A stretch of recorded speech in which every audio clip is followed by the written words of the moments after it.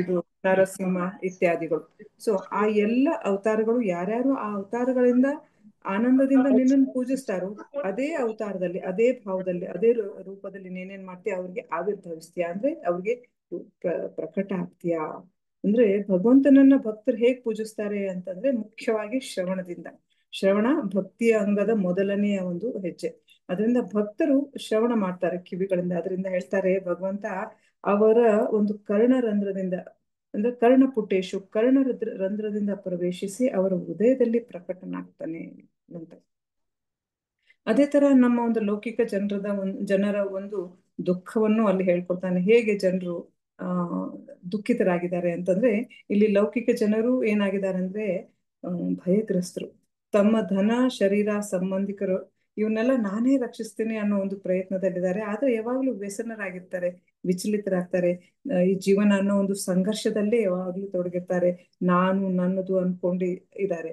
ಅಂದ್ರೆ ಎಲ್ಲಿವರೆಗೂ ನಿನ್ನ ಆಶ್ರಯ ಅವರು ಪಡೆಯೋದಿಲ್ಲೋ ಭಗವಂತ, ಎಲ್ಲಿವರೆಗೂ ನಿನ್ನ ಶ್ರವಣವನ್ನು ಕೀರ್ತನೆಯನ್ನು ಮಾಡೋದಿಲ್ಲೋ ಅಲ್ಲಿವರೆಗೂ ಅವರು ಅಮಂಗಳಕರ, ಅವ್ರಿಗೆಲ್ಲವೂ ಅಶುಭನಾಗ್ತದೆ. ಆದ್ರೆ ಯಾವಾಗ ನಿನ್ನ ಒಂದು ಕೀರ್ತನೆ ಶ್ರವಣ ಮಾಡ್ತಾರೋ ಅವ್ರಿಗೆ ಅದು ಎಲ್ಲವೂ ಸರ್ವಮಂಗಳ ಆಗ್ತಾ ಇದೆ. ಅವ್ರು ಆತರ ಮಾಡದೇ ಇದ್ರೆ ಅದು ಅವ್ರ ದುರದೃಷ್ಟ ಅಂತಂತ ಹೇಳ್ತಾರೆ. ಭಗವಂತನ್ ಹೇಳ್ತಾರೆ, ನಿನಗಾಗಿ ಮಾಡಿದಂತ ದಾನ ಆಗ್ಲಿ, ತಪ, ಪೂಜೆ, ವೃತ ಯಾವುದು ವ್ಯರ್ಥ ಹೋಗುದಿಲ್ಲ, ಅನೇಕ ಜನ್ಮಗಳ ಪಾಪ ನಾಶ ಮಾಡ್ತದೆ ಅಂತಂತೇಳಿ. ನೀನು ವಿಶ್ವ ಸೃಷ್ಟಿಯ ವೃಕ್ಷ. ಅಂದ್ರೆ ವಿಶ್ವ ಅನ್ನೋದು ದೊಡ್ಡ ವೃಕ್ಷ. ಅದರಲ್ಲಿ ಬ್ರಹ್ಮ, ವಿಷ್ಣು, ಮಹೇಶ್ವರ ಇದ್ದಾರೆ. ಬ್ರಹ್ಮ ಸೃಷ್ಟಿ ಮಾಡಿದ್ರೆ ಆ ವಿಷ್ಣು ಪಾಲನೆ ಮಾಡ್ತಾನೆ ಮತ್ತು ಶಿವ ಲಯ ಮಾಡ್ತಾನೆ. ಆ ವೃಕ್ಷದಲ್ಲಿ ಈ ಮೂವರು ಆವಿರ್ಭಾವ ಆಗ್ತಾರೆ ಅಂತ. ಆಮೇಲೆ ನೀನು ಕಾಲ, ಅಂದ್ರೆ ಆ ಕಾಲ ನಿನ್ನ ಒಂದು ಆಧೀನದಲ್ಲಿದೆ. ನೀನು ಯಜ್ಞಗಳ ಭೋಗ್ತಾರ. ಆತ್ಮ ಸಾಕ್ಷಾತ್ಕಾರಕ್ಕಾಗಿ ಈಗ ನಾನು ನಿನ್ನ ಒಂದು ಏನು ಧ್ಯಾನದಲ್ಲಿ 100 ವರ್ಷಗಳನ್ನು ನಾನು ಕಳೆದಿದ್ದೇನೆ. ಅಂದ್ರೆ ನಿನ್ನ ಒಂದು ದಯೆಯಿಂದ ಈ ತಪಸ್ಸು ನಾನು ಮಾಡ್ಲಿಕ್ಕೆ ಸಾಧ್ಯ ಆಯ್ತು. ನೀನು ದಿವ್ಯ ಲೀಲೆಗಳನ್ನ ಮಾಡ್ಲಿಕ್ಕೆ ನೀನು ಭೂಮಿ ಮೇಲೆ ಅವತರಿಸ್ತೀಯ. ನಾನ್ ಬಂದ್ಬಿಟ್ಟು ನಿನ್ನ ಒಂದು ಕಮಲದಿಂದ ಜನಿಸಿರ್ತೇನೆ. ಈಗ ಏನಂತಂದ್ರೆ ನೀನು ನಿದ್ದೆ ಮಾಡಿದಾಗ, ಅಂದ್ರೆ ಭಗವಂತ ಯೋಗ ನಿದ್ದೆ ಮಾಡಿದಾಗ ಸಮಸ್ತ ಲೋಕಗಳು ಅವನ ಉದರದಲ್ಲಿ ನೆಲೆ ಆಗ್ತವೆ. ಆದ್ರೆ ಈಗ ಭಗವಂತ ನಿದ್ದೆಯಿಂದ ಮುಗ್ದಿದೆ, ನಿದ್ದೆಯಿಂದ ಎದ್ದಿದ್ದಾನೆ. ಭಗವಂತನ ಕಣ್ಣುಗಳು ಹೇಗ್ ಕಾಣ್ತಾ ಇದೆ ಅಂತಂದ್ರೆ ಮುಂಜಾನೆಯ ತಾವರೆ ಹೂವಿನಂತೆ ಅರಳಿ ತರ ಕಾಣ್ತಾ ಇದೆ ಅಂತೇಳಿ. ಎಲ್ಲ ಜೀವಿಗಳಂತೆ ನಾನು ಶರಣಾಗತಿ ಆಗಿದೆ ನೋಡಿ. ಬ್ರಹ್ಮ ಜ್ಞಾನಮಯ, ಆತನು ಸಾಕ್ಷಾತ್ ಭಗವಂತನ ಮೊದಲನೇ ಪುತ್ರ. ಅದು ಜೀವಿಗಳ ಜೊತೆಲಿ ತನ್ನ ಕಂಪೇರ್ ಮಾಡ್ಕೊಡ್ತಾ ಇದ್ದಾನೆ. ಹೇಳ್ತಾನೆ, ಎಲ್ಲರ ತರ ನಾನು ನಿನ್ಗೆ ಶರಣಾಗತಿ ಆಗಿದ್ದೀನಿ, ನಿನ್ಗೆ ಪ್ರಾರ್ಥನೆ ಸಲ್ಲಿಸ್ತಾ ಇದ್ದೀನಿ, ನಿನ್ಗೆ ನಮಸ್ಕಾರ ಮಾಡ್ತಾ ಇದ್ದೇನೆ. ಅದರಿಂದ ನನ್ ದಯವಿಟ್ಟು ದಯ ತೋರಿಸು, ಕೃಪೆ ಮಾಡು. ಮತ್ತೆ ನನಗೆ ಇಷ್ಟು ಸೃಷ್ಟಿಯ ಕಾರ್ಯ ನಾನು ವಹಿಸಿದೆ, ಈ ಕಾರ್ಯ ಮಾಡ್ಲಿಕ್ಕೆ ನನ್ಗೆ ಅನುಗ್ರಹ ಕೊಡು ಅಂತಂತೇಳಿ. ಸೊ ಭಗವಂತನ ಕಾರ್ಯಗಳು ಹೆಂಗೆ ನೆರವೇರ್ತಾವ ಅಂತಂದ್ರೆ ಲಕ್ಷ್ಮೀ ದೇವಿ ಅಥವಾ ರಮಾದೇವಿ ಮೂಲಕ ಭಗವಂತನ ಕಾರ್ಯಗಳು ನೆರವೇರ್ತವೆ. ಈಗ ಸೃಷ್ಟಿಯ ಮಾಡುವ ಕಾರ್ಯ ಭಗವಂತ ಬ್ರಹ್ಮನಿಗೆ ಕೊಟ್ಟಿದ್ದಾನೆ. ಆದ್ರಿಂದ ಬ್ರಹ್ಮ ಹೇಳ್ತಾನೆ, ನನ್ಗೆ ಅಹಂಕಾರ ಬರ್ದಂಗೆ ನನ್ನನ್ನು ಕಾಪಾಡು, ಎಲ್ಲೂ ನಾನು ವಿಚಲಿತರಾಗಬಾರ್ದು. ಯಾಕಂತಂದ್ರೆ ಅಹಂಕಾರ ಮತ್ತು ನಾನು ಸೃಷ್ಟಿಕರ್ತ ಅನ್ನೋದು ನನ್ಗೆ ಎಲ್ಲೂ ಬರಬಾರ್ದು ಅನ್ನುವ ಮೊದಲೇ ಏನಂತಂದ್ರೆ ಪ್ರಾರ್ಥನೆ ಮಾಡ್ತಾ ಇದ್ರೆ. ಅದಕ್ಕೆ ಭಗವಂತ ಹೇಳ್ತಾರೆ, ವೇದ ಗರ್ಭನಾದ ಬ್ರಹ್ಮ ಅಂತಂದ್ರೆ ವೇದ ಗರ್ಭ, ಅಂದ್ರೆ ಬ್ರಹ್ಮನ ಶರೀರ ಬಂದ್ಬಿಟ್ಟು ದಿವ್ಯ ಅಂದ್ರೆ ಜ್ಞಾನಮಯ. ಅದಕ್ಕೆ ಹೇಳ್ತಾರೆ, ನೀನ್ ಈಗೆಲ್ಲ ಏನೇನ್ ಪ್ರಾರ್ಥನೆ ಮಾಡಿದ್ಯಲ್ಲ ಇದಕ್ಕೆ ನಾನು ಮೊದಲೇ ಕೊಟ್ಬಿಟ್ಟಿದ್ದೀನಿ. ನನ್ನ ಕೃಪೆ, ಅನುಗ್ರಹ ಮತ್ತೆ ನನ್ನ ಒಂದು ಕರುಣೆ ಎಲ್ಲವೂ ನಿನಗೆ ಕೊಟ್ಟಿದ್ದೀನಿ. ಈಗ ನೀನೇನ್ ಮಾಡು, ಇನ್ನೂ ತಪ ಮಾಡು. ಈಗ ಆಲ್ರೆಡಿ ತಪ ಮಾಡಿದೆ, ಇನ್ನೂ ತಪ ಮಾಡು. ಅಂದ್ರೆ ತಪ ಮಾಡಿ ಶುದ್ಧ ಸ್ವರೂಪ ಪಡೆದಾಗ, ಶುದ್ಧ ಚೇತನ, ಶುದ್ಧ ಪ್ರಜ್ಞೆ ಪಡಿತೀಯ. ಅವಾಗ ಏನಂತಂದ್ರೆ ಅಂದ್ರೆ ನೀನು ಹೃದಯದಿಂದ ನನ್ನನ್ನ ಅರ್ಥ ಮಾಡ್ಕೊಳ್ಳಿಕ್ಕೆ, ಹೃದಯದಿಂದ ನನ್ನ ಸೂಚನೆಗಳನ್ನ ನೀನು ಪಾಲಿಸಬಹುದು ಅಂತಂತೇಳಿ. ಇದು 9ನೇ ಅಧ್ಯಾಯದ ಚಿಕ್ಕ ಸಾರಾಂಶ. ಈಗ ನಾವು 10ನೇ ಅಧ್ಯಾಯಕ್ಕೆ ಹೋಗೋಣ. 10ನೇ ಅಧ್ಯಾಯ ಸ್ವಲ್ಪ ಸೌಂಡ್ ಇಟ್ಕೊಳ್ಳಿ ಮಾತಾಜಿ, ಸ್ವಲ್ಪ ಸೌಂಡ್. ಮಾಡ್ತೀವಿ, ಇಡ್ತೀನಿ ಮಾತಾಜಿ, ಪೂರ್ತಿ ಇಟ್ಟಿದ್ದೀನಿ. ಈಗ ಬರ್ತಾ ಇದೆ ಮಾತಾಜಿ? ಹಾ ಮಾತಾಜಿ. 10ನೇ ಅಧ್ಯಾಯದಲ್ಲಿ ಸೃಷ್ಟಿ ಪ್ರಭೇದಗಳು ಅಂತಂದ್ರೆ ಬ್ರಹ್ಮ ಸೃಷ್ಟಿ ಮಾಡ್ತಾರೆ, ಅದರ ಪ್ರಭೇದಗಳು. ಸೃಷ್ಟಿ ಯಾವ ತರ ಸೃಷ್ಟಿ, ಮತ್ತೆ ಅದರಲ್ಲಿ ಜೀವಿಗಳು ಯಾವ್ಯಾವ ತರ ಇದ್ದಾರೆ, ದೇವತೆಗಳು ಇವರೆಲ್ಲಾನು ಬರ್ತಾರೆ. ಸೊ ಇವಾಗ ವಿದುರನು ಮೈತ್ರಿಗೆ ಪ್ರಶ್ನೆ ಮಾಡಿದ್ದಾನೆ. ಭಾಗವತದಲ್ಲಿ ನಾವು ನೋಡೋದು ಪರೀಕ್ಷಿತ್ ಮಹಾರಾಜರು ಮತ್ತೆ ಸುಖದೇವ ಗೋಸ್ವಾಮಿಗಳು ಪ್ರಶ್ನೆ ಉತ್ತರ ನಡೀತಾ ಇರ್ತದೆ. ಈಗ ಸದ್ಯಕ್ಕೆ ಅವ್ರನ್ನ ಸ್ವಲ್ಪ ಪಕ್ಕದಲ್ಲಿ, ಅವರ ಸಂವಾದ ಪಕ್ಕದಲ್ಲಿ ಇಟ್ಬಿಟ್ಟು ಸೂತ ಮುನಿಗಳು ಮತ್ತೆ ಹ್ಮ್ ಇನ್ನೊಬ್ರು ಮುನಿಗಳ ಅವ್ರ ಹೆಸರು ಮತ್ತೆ ಅವರು ಪ್ರಶ್ನೆ ಕೇಳ್ತಾ ಇರ್ತಾರೆ. ಸೂತ ಮತ್ತು ಪರಾಶರ ಮುನಿಗಳು. ಪರಾಶರ ಅಲ್ವಾ ಮಾತಾಜಿ? ಮತ್ತೆ ಅವ್ರ ಹೆಸರು, ಅವರ ಗುರುಗಳು. ಅವ್ರ ಪ್ರಶ್ನೆ, ಅವರಿಬ್ಬರ ಒಂದು ಸಂಭಾಷಣೆ ನಡೀತಿರುವಾಗ ವಿದುರ ಮತ್ತು ಮೈತ್ರೇಯರು ಬರ್ತಾರೆ. ಇವಾಗ ವಿದುರನು ಮೈತ್ರೇಯರಿಗೆ ಸಾಕಷ್ಟು ಪ್ರಶ್ನೆಗಳನ್ನ ಕೇಳಿದ್ದಾರೆ. ಆ ಹಿಂದಿನ ಒಂದು 7ನೇ ಅಧ್ಯಾಯದಲ್ಲಿ ತುಂಬಾ ಪ್ರಶ್ನೆಗಳನ್ನು ಕೇಳಿದ್ದಾರೆ. ಅದರ ಜೊತೆಯಲ್ಲಿ ಇವಾಗ ಮತ್ತೆ ಪ್ರಶ್ನೆ ಆರಂಭಿಸ್ತಾರೆ. ಅಂದ್ರೆ ಈಗ ನಾರಾಯಣ ರೂಪದಲ್ಲಿ ಭಗವಂತ ಅದೃಶ್ಯರಾದ್ರು. ಬ್ರಹ್ಮನಿಗೆ ಹೇಳಿದ್ರು ಸೃಷ್ಟಿ ಮಾಡು ಅಂತ ಹೇಳಿ ಅದೃಶ್ಯರಾಗ್ತಾರೆ. ಬ್ರಹ್ಮ ಅವ್ರಿಗೆ ಸಾಕಷ್ಟು ಏನಂದ್ರೆ ಶ್ಲೋಕಗಳ ಮೂಲಕ ಅವರಿಗೆ ಒಂದು ಧನ್ಯವಾದವನ್ನು ಅರ್ಪಿಸ್ತಾರೆ, ಶರಣಾಗತರಾಗ್ತಾರೆ, ಮತ್ತೆ ಅವರ ಅನುಗ್ರಹಗಳನ್ನು ಕೊಡ್ತಾರೆ. ಅಂದ್ರೆ ವಿದುರನ ಪ್ರಶ್ನೆ ಏನು ಇವಾಗ ಅಂತಂದ್ರೆ, ಲೋಕಪಿತನಾದ ಬ್ರಹ್ಮದೇವ ತನ್ನ ದೇಹದಿಂದ ಮತ್ತು ಮನಸ್ಸಿನಿಂದ ಜೀವಿಗಳ ದೇಹಗಳನ್ನು ಹೇಗೆ ಸೃಷ್ಟಿಸಿದನು, ಅಂದ್ರೆ ಪ್ರಜಾ ಸೃಷ್ಟಿ ಹೇಗ್ ಮಾಡ್ದ, ಮತ್ತೆ ಎಷ್ಟು ವಿಧವಾದ ಜೀವಿಗಳನ್ನು ಸೃಷ್ಟಿ ಮಾಡ್ದ.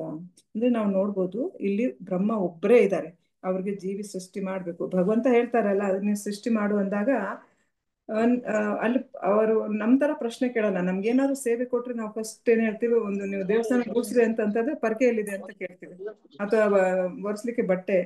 ಆದ್ರೆ ಬ್ರಹ್ಮ ಯಾವ್ದನ್ನು ಕೇಳಲ್ಲ. ಯಾಕಂದ್ರೆ ಎಲ್ಲವೂ ಅಲ್ಲಿ ಕತ್ತಲು, ಬೇರೆ ಏನು ಇಲ್ಲ. ಅಲ್ಲಿ ಬ್ರಹ್ಮದೇವರಿದ್ದಾರೆ, ಕಮಲ ಪುಷ್ಪ ಇದೆ, ಭಗವಂತ ಇದ್ದಾನೆ. ಈಗ ಭಗವಂತನೂ ಅದೃಶ್ಯರಾಗಿದ್ದಾರೆ. ಭಗವಂತ ನೀನ್ ಸೃಷ್ಟಿ ಮಾಡು ಅಂದಾಗ ಬ್ರಹ್ಮದೇವ್ರ ಕೈ ಎತ್ತಲಿಲ್ಲ, ನಾನು ಹೆಂಗ್ ಮಾಡ್ಲಿ, ಏನೂ ಇಲ್ಲ ಅಂತಂತೇಳಿ. ಯಾಕಂತಂದ್ರೆ ಇದು ಭಗವಂತನ ಮೇಲೆ ಇರುವ ಅಗಾಧ ಪ್ರೀತಿ, ಅಗಾಧ ಭಕ್ತಿ, ಅಗಾಧ ಒಂದು ನಂಬಿಕೆ. ಅದರಿಂದ ಯಾವುದೇ ಪರಿಕರ ಇಲ್ಲದೆ, ಯಾವುದೇ ಸಾಮಗ್ರಿ ಇಲ್ಲದೆ ಬ್ರಹ್ಮ ಹೇಗೆ ಸೃಷ್ಟಿ ಮಾಡ್ದ, ಹೇಗೆ ಮನಸ್ಸಿನಿಂದ ಮಾನಸಿಕ ಪುತ್ರರು ಮತ್ತು ದೇಹದಿಂದ ಸೃಷ್ಟಿ ಮಾಡ್ತಾನೆ, ಯಾವುದೇ ಸಹಾಯ ಇಲ್ದ. ಆದ್ರಿಂದ ಬ್ರಹ್ಮನ್ ಬಿಟ್ಟು ಅಲ್ಲಿ ಯಾರಿಲ್ಲ. ಅಂದ್ರೆ ಮಾನಸಿಕದಿಂದ ದೇಹದಿಂದ ಸೃಷ್ಟಿ ಮಾಡಬಲ್ಲ, ಅಂದ್ರೆ ಅಷ್ಟು ಸಮರ್ಥನಾಗಿದೆ ಬ್ರಹ್ಮ. ಅಂದ್ರೆ ಬ್ರಹ್ಮನಿಗೆ ಹೇಗೆ ಈ ಶಕ್ತಿ ಬಂತು ಅಂತಂದ್ರೆ ಆತನ ಒಂದು ತಪೋ ಶಕ್ತಿ, ಆತನ ಒಂದು ಜ್ಞಾನ ಶಕ್ತಿಯಿಂದ ಅಂತೇಳಿ. ಸೊ ಆಮೇಲೆ ಕಾಲದ ಬಗ್ಗೆ ಒಂದು ಪ್ರಶ್ನೆ ಕೇಳ್ತಾರೆ. ಕಾಲದ ನಿಯಮದ ಬಗ್ಗೆ ಕೇಳ್ತಾರೆ. ಕಾಲ ಎಷ್ಟು ಪ್ರಕಾರ ಇದೆ, ಅದರ ಉದ್ದಳತೆಗಳು, ಅದರ ವಿಸ್ತಾರಗಳು, ಅದರ ಲಕ್ಷಣಗಳ ಬಗ್ಗೆ ಹೇಳುವಂತ ಪ್ರಶ್ನೆ ಆಗ್ತವೆ. ಅದಕ್ಕೆ ವಿದುರ್ ಹೇಳ್ತಾರೆ, ಹೇ ಮಹಾನ್ ವಿದ್ವಾನ್ ಮೈತ್ರಿಯ ಮುನಿಗಳೇ, ನಾನು ಮೊದಲು ಕೇಳಿದ ಮತ್ತು ಈಗಿನ ಎಲ್ಲಾ ಪ್ರಶ್ನೆಗಳಿಗೆ ಅನುಪೂರ್ವೇನ, ಆದಿಯಿಂದ ಅಂತದವರೆಗೆ ಕೇಳಿದ ಪ್ರಶ್ನೆಗಳಿಗೆ ಸಮಾಧಾನ ಕೊಡಿ ಅಂತಂತೇಳಿ. ಅಂದ್ರೆ ಇಲ್ಲಿ ವಿದುರರು ಪೂರ್ಣತಃ ಜ್ಞಾನಿಗಳಾಗಿದ್ರು ಅಂತ ವಿದುರನಿಗೆ ಚೆನ್ನಾಗಿತ್ತು. ಯಾರು ಮೈತ್ರೇಯರು ಪೂರ್ಣತಃ ಜ್ಞಾನಿಗಳಾಗಿದ್ರು ಅನ್ನೋದನ್ನ ವಿದುರನಿಗೆ ಚೆನ್ನಾಗಿ ಗೊತ್ತಿತ್ತು. ಯಾಕಂದ್ರೆ ಅವ್ರು 7ನೇ ಅಧ್ಯಾಯದಲ್ಲಿ ಸಾಕಷ್ಟು ಪ್ರಶ್ನೆ ಕೇಳಿದ್ದಾರೆ.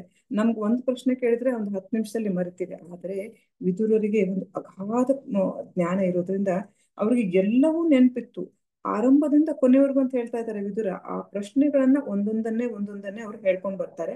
ಆದ್ರೆ ಇವತ್ತಿನ ಒಂದು ಸ್ಕಂದದಲ್ಲಿ ಸೃಷ್ಟಿ ಮತ್ತು ಪ್ರಳಯ ಮತ್ತು ಬೇರೆ ಬೇರೆ ಜೀವಿಗಳನ್ನ ಬೇರೆ ಬೇರೆ ತರ ಪ್ರಳಯಗಳ ಬಗ್ಗೆ ಹೇಳ್ತಾರೆ.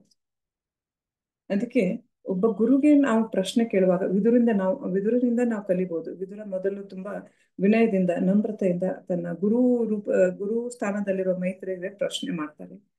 ಅದೇ ತರ ನಾವು ಭಗವದ್ಗೀತೆಯಲ್ಲಿ ನೋಡ್ಬೋದು, ಹೇಳ್ತಾರಲ್ಲ, ತದ್ವಿಧಿ ಪ್ರಣಿಪಾತೇನ ಪರಿಪ್ರಶ್ನೇನ ಸೇವೆಯ ಅಂತಂದ್ರೆ ಗುರುವಿನ ಮೊದಲು ನಾವು ಗುಲಾಮರಾಗಬೇಕು ಅಥವಾ ಸೇವೆ ಮಾಡ್ಬೇಕು. ಅದ ನಂತರ ನಮ್ಮ ಅಜ್ಞಾನದ ಪ್ರಶ್ನೆಗಳೇನಿದೆ ಅಲ್ಲ, ಅದನ್ನ ಅಲ್ಲಿ ಕೇಳ್ಬೇಕೆ ಹೊರತು ಗುರುವಿಗೆ ಪರೀಕ್ಷೆ ಮಾಡ್ಲಿಕ್ಕೆ ಪ್ರಶ್ನೆ ಕೇಳಬಾರ್ದು. ಯಾಕೆ ಅಂತಂದ್ರೆ ಗುರು ಬಂದ್ಬಿಟ್ಟು ಭಗವಂತನ ಪ್ರತಿನಿಧಿ. ಆತನ ಯಾವುದೇ ಕಲಬೆರಕೆ ಇಲ್ಲ, ಜ್ಞಾನದಲ್ಲಿ ಪರಂಪರೆಯಲ್ಲಿ ಯಾವುದೇ ಕಲಬೆರಕೆ ಇದೆ. ತನ್ನದೇ ಆದ ಒಂದು ಕಾಲ್ಪನಿಕ ಅಂಶಗಳನ್ನ ಆತನ ಹೇಳೋದಿಲ್ಲ, ಪರಂಪರೆಯಲ್ಲಿ ಬಂದಿರೋ ಸತ್ಯವನ್ನೇ ಹೇಳ್ತಾನೆ. ಅದರಿಂದ ಗುರುವಿಗೆ ಅಂತಂದ್ರೆ ಶರಣಾಗತ ಆಗ್ಬೇಕು. ಅಂತಂದ್ರೆ ಗುರುವಿಗೆ ನಾವು ಮೊದಲು ಏನ್ ಮಾಡ್ಬೇಕು, ಶರಣಾಗತರಾಗಬೇಕು, ನಂತರ ಪ್ರಶ್ನೆ ಕೇಳ್ಬೇಕು ಅಂತಂದ್ರೆ. ಯಾಕಂದ್ರೆ ಗುರು ಶಾಸ್ತ್ರ ಪ್ರಮಾಣಿತ ಅಥವಾ ಶಾಸ್ತ್ರಾಧಾರಿತ ಉತ್ತರನ ಹೇಳ್ತಾರೆ. ತಸ್ಮಾತ್ ಶಾಸ್ತ್ರಂ ಪ್ರಮಾಣಂತೆ. ಆಮೇಲೆ ಮೈತ್ರಿಯರಿಗೆ ಅಗಾಧ ಒಂದು ಬುದ್ಧಿ ಜ್ಞಾನ ಇರೋದು ವಿದುರನಿಗೆ ಗೊತ್ತಿತ್ತು. ಆದ್ರಿಂದ ಅವರು ವಿದುರ ಕೇಳಿದ ಪ್ರತಿಯೊಂದು ಅದೇ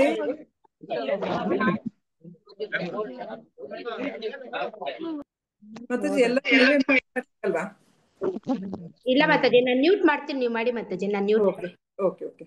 ಸೊ ವಿದುರನಿಗೆ ತುಂಬಾ ಚೆನ್ನಾಗಿ ಗೊತ್ತಿತ್ತು ಮೈತ್ರೇಯರ ಒಂದು ಜ್ಞಾನದ ಬಗ್ಗೆ. ಆದ್ರಿಂದ ಮೈತ್ರೇಯರಿಗೆ ಇಲ್ಲಿ ತುಂಬಾ ಆನಂದವಾದ ವಿಷಯ ಏನಂತಂದ್ರೆ ಈ ಎಲ್ಲ ಪ್ರಶ್ನೆಗಳು ಭಗವಂತನಿಗೆ ಸಂಬಂಧಿತ ಇದ್ದು. ಆಮೇಲೆ ಆ ಆ, ಹೇಳ್ತಾರಲ್ಲ, ಒಳ್ಳೆ ಒಬ್ಬ ಶ್ರೋತೃ ಇದ್ರೆ ಒಳ್ಳೆ ಒಬ್ಬ ಏನಂತಂದ್ರೆ ವಕ್ತಾರನು ಅಂದ್ರೆ ಹೇಳುವವನು ಇರ್ತಾನೆ ಅಂತಂತೇಳಿ. ಸೊ ವಿದುರನಿಗೆ ತುಂಬಾ ಸಂತೋಷವಾಗಿ ಅವರು ಎಲ್ಲ ಪ್ರಶ್ನೆಗಳಿಗೆ ಉತ್ತರ ಕೊಡ್ಲಿಕ್ಕೆ ಈಗ ರೆಡಿ ಆಗ್ತಾರೆ. ಹೇಳ್ತಾರೆ, ಹೇ ವಿದುರ, ಭಗವಂತನ ಸಲಹೆಯಂತೆ ಬ್ರಹ್ಮದೇವರು ಈಗ 100 ದೇವಮಾನದ ವರ್ಷಗಳ ತಪಸ್ಸು ಮಾಡಿದ್ದಾರೆ. ಹೇಗೆ? ಆತ್ಮನಿ ಆತ್ಮಾನಾಂ, ಆತ್ಮದಿಂದ ಆತ್ಮಾನಾಂ, ಭಗವಂತನಿಗೆ ತಪಸ್ಸು ಮಾಡಿದ್ದಾರೆ, ಭಗವಂತನನ್ನು ಒರೆಸ್ಕೊಂಡಿದ್ದಾರೆ.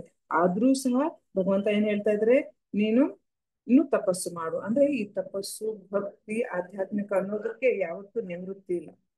ಅದರಿಂದ ನಾವು ಜೀವ ಪರ್ಯಂತ ಮಾಡ್ಬೋದು ತಪಸ್ಸನ್ನು.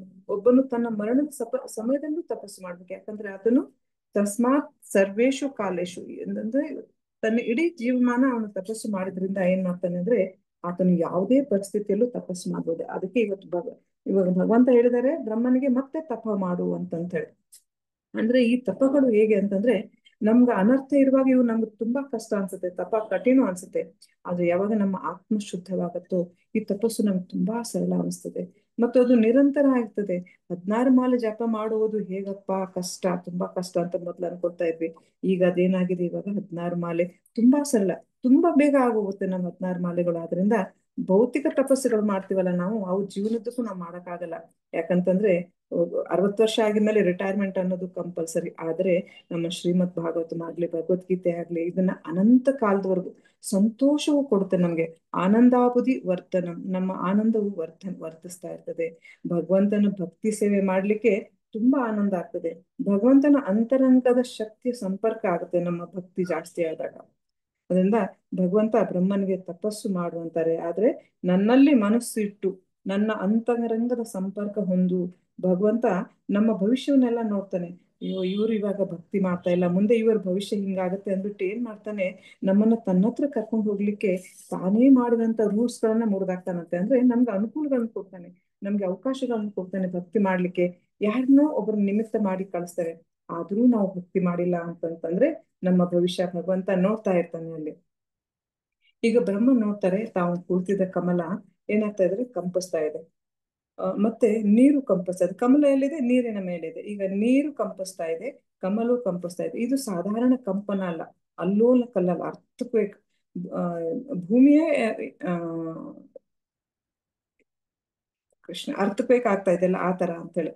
ಸೊ ಈಗ ಕಮಲ ಅಲ್ಲಾಡ್ತಾ ಇದೆ, ಬಿದ್ರೆ ಎಲ್ಲಿ ಬೀಳ್ತದೆ ಅಂದ್ರೆ ಅದು ಪ್ರಳಯಕಾರಿ ಜಲದಲ್ಲಿ ಬೀಳ್ತದೆ. ಭಯಂಕರವಾದ ಜಲ ಮತ್ತೆ ತೀವ್ರವಾದ ವಾಯು ಉಬ್ಬರದಿಂದ ಏನಾಗ್ತದೆ ಅಂತಂದ್ರೆ ಅಲೆಗಳು ಮೇಲೆ ಮೇಲೆ ಏಳ್ತಾ ಇದ್ದಾವಂತೆ. ನೀವು ಸುನಾಮಿ ಬಂದ್ರೆ ಹೆಂಗಿರ್ತದಲ್ಲ ಆ ತರ ಭಯಂಕರವಾದ ಅಲೆಗಳು ಎದ್ದೇಳ್ತಾ ಇದಾವೆ.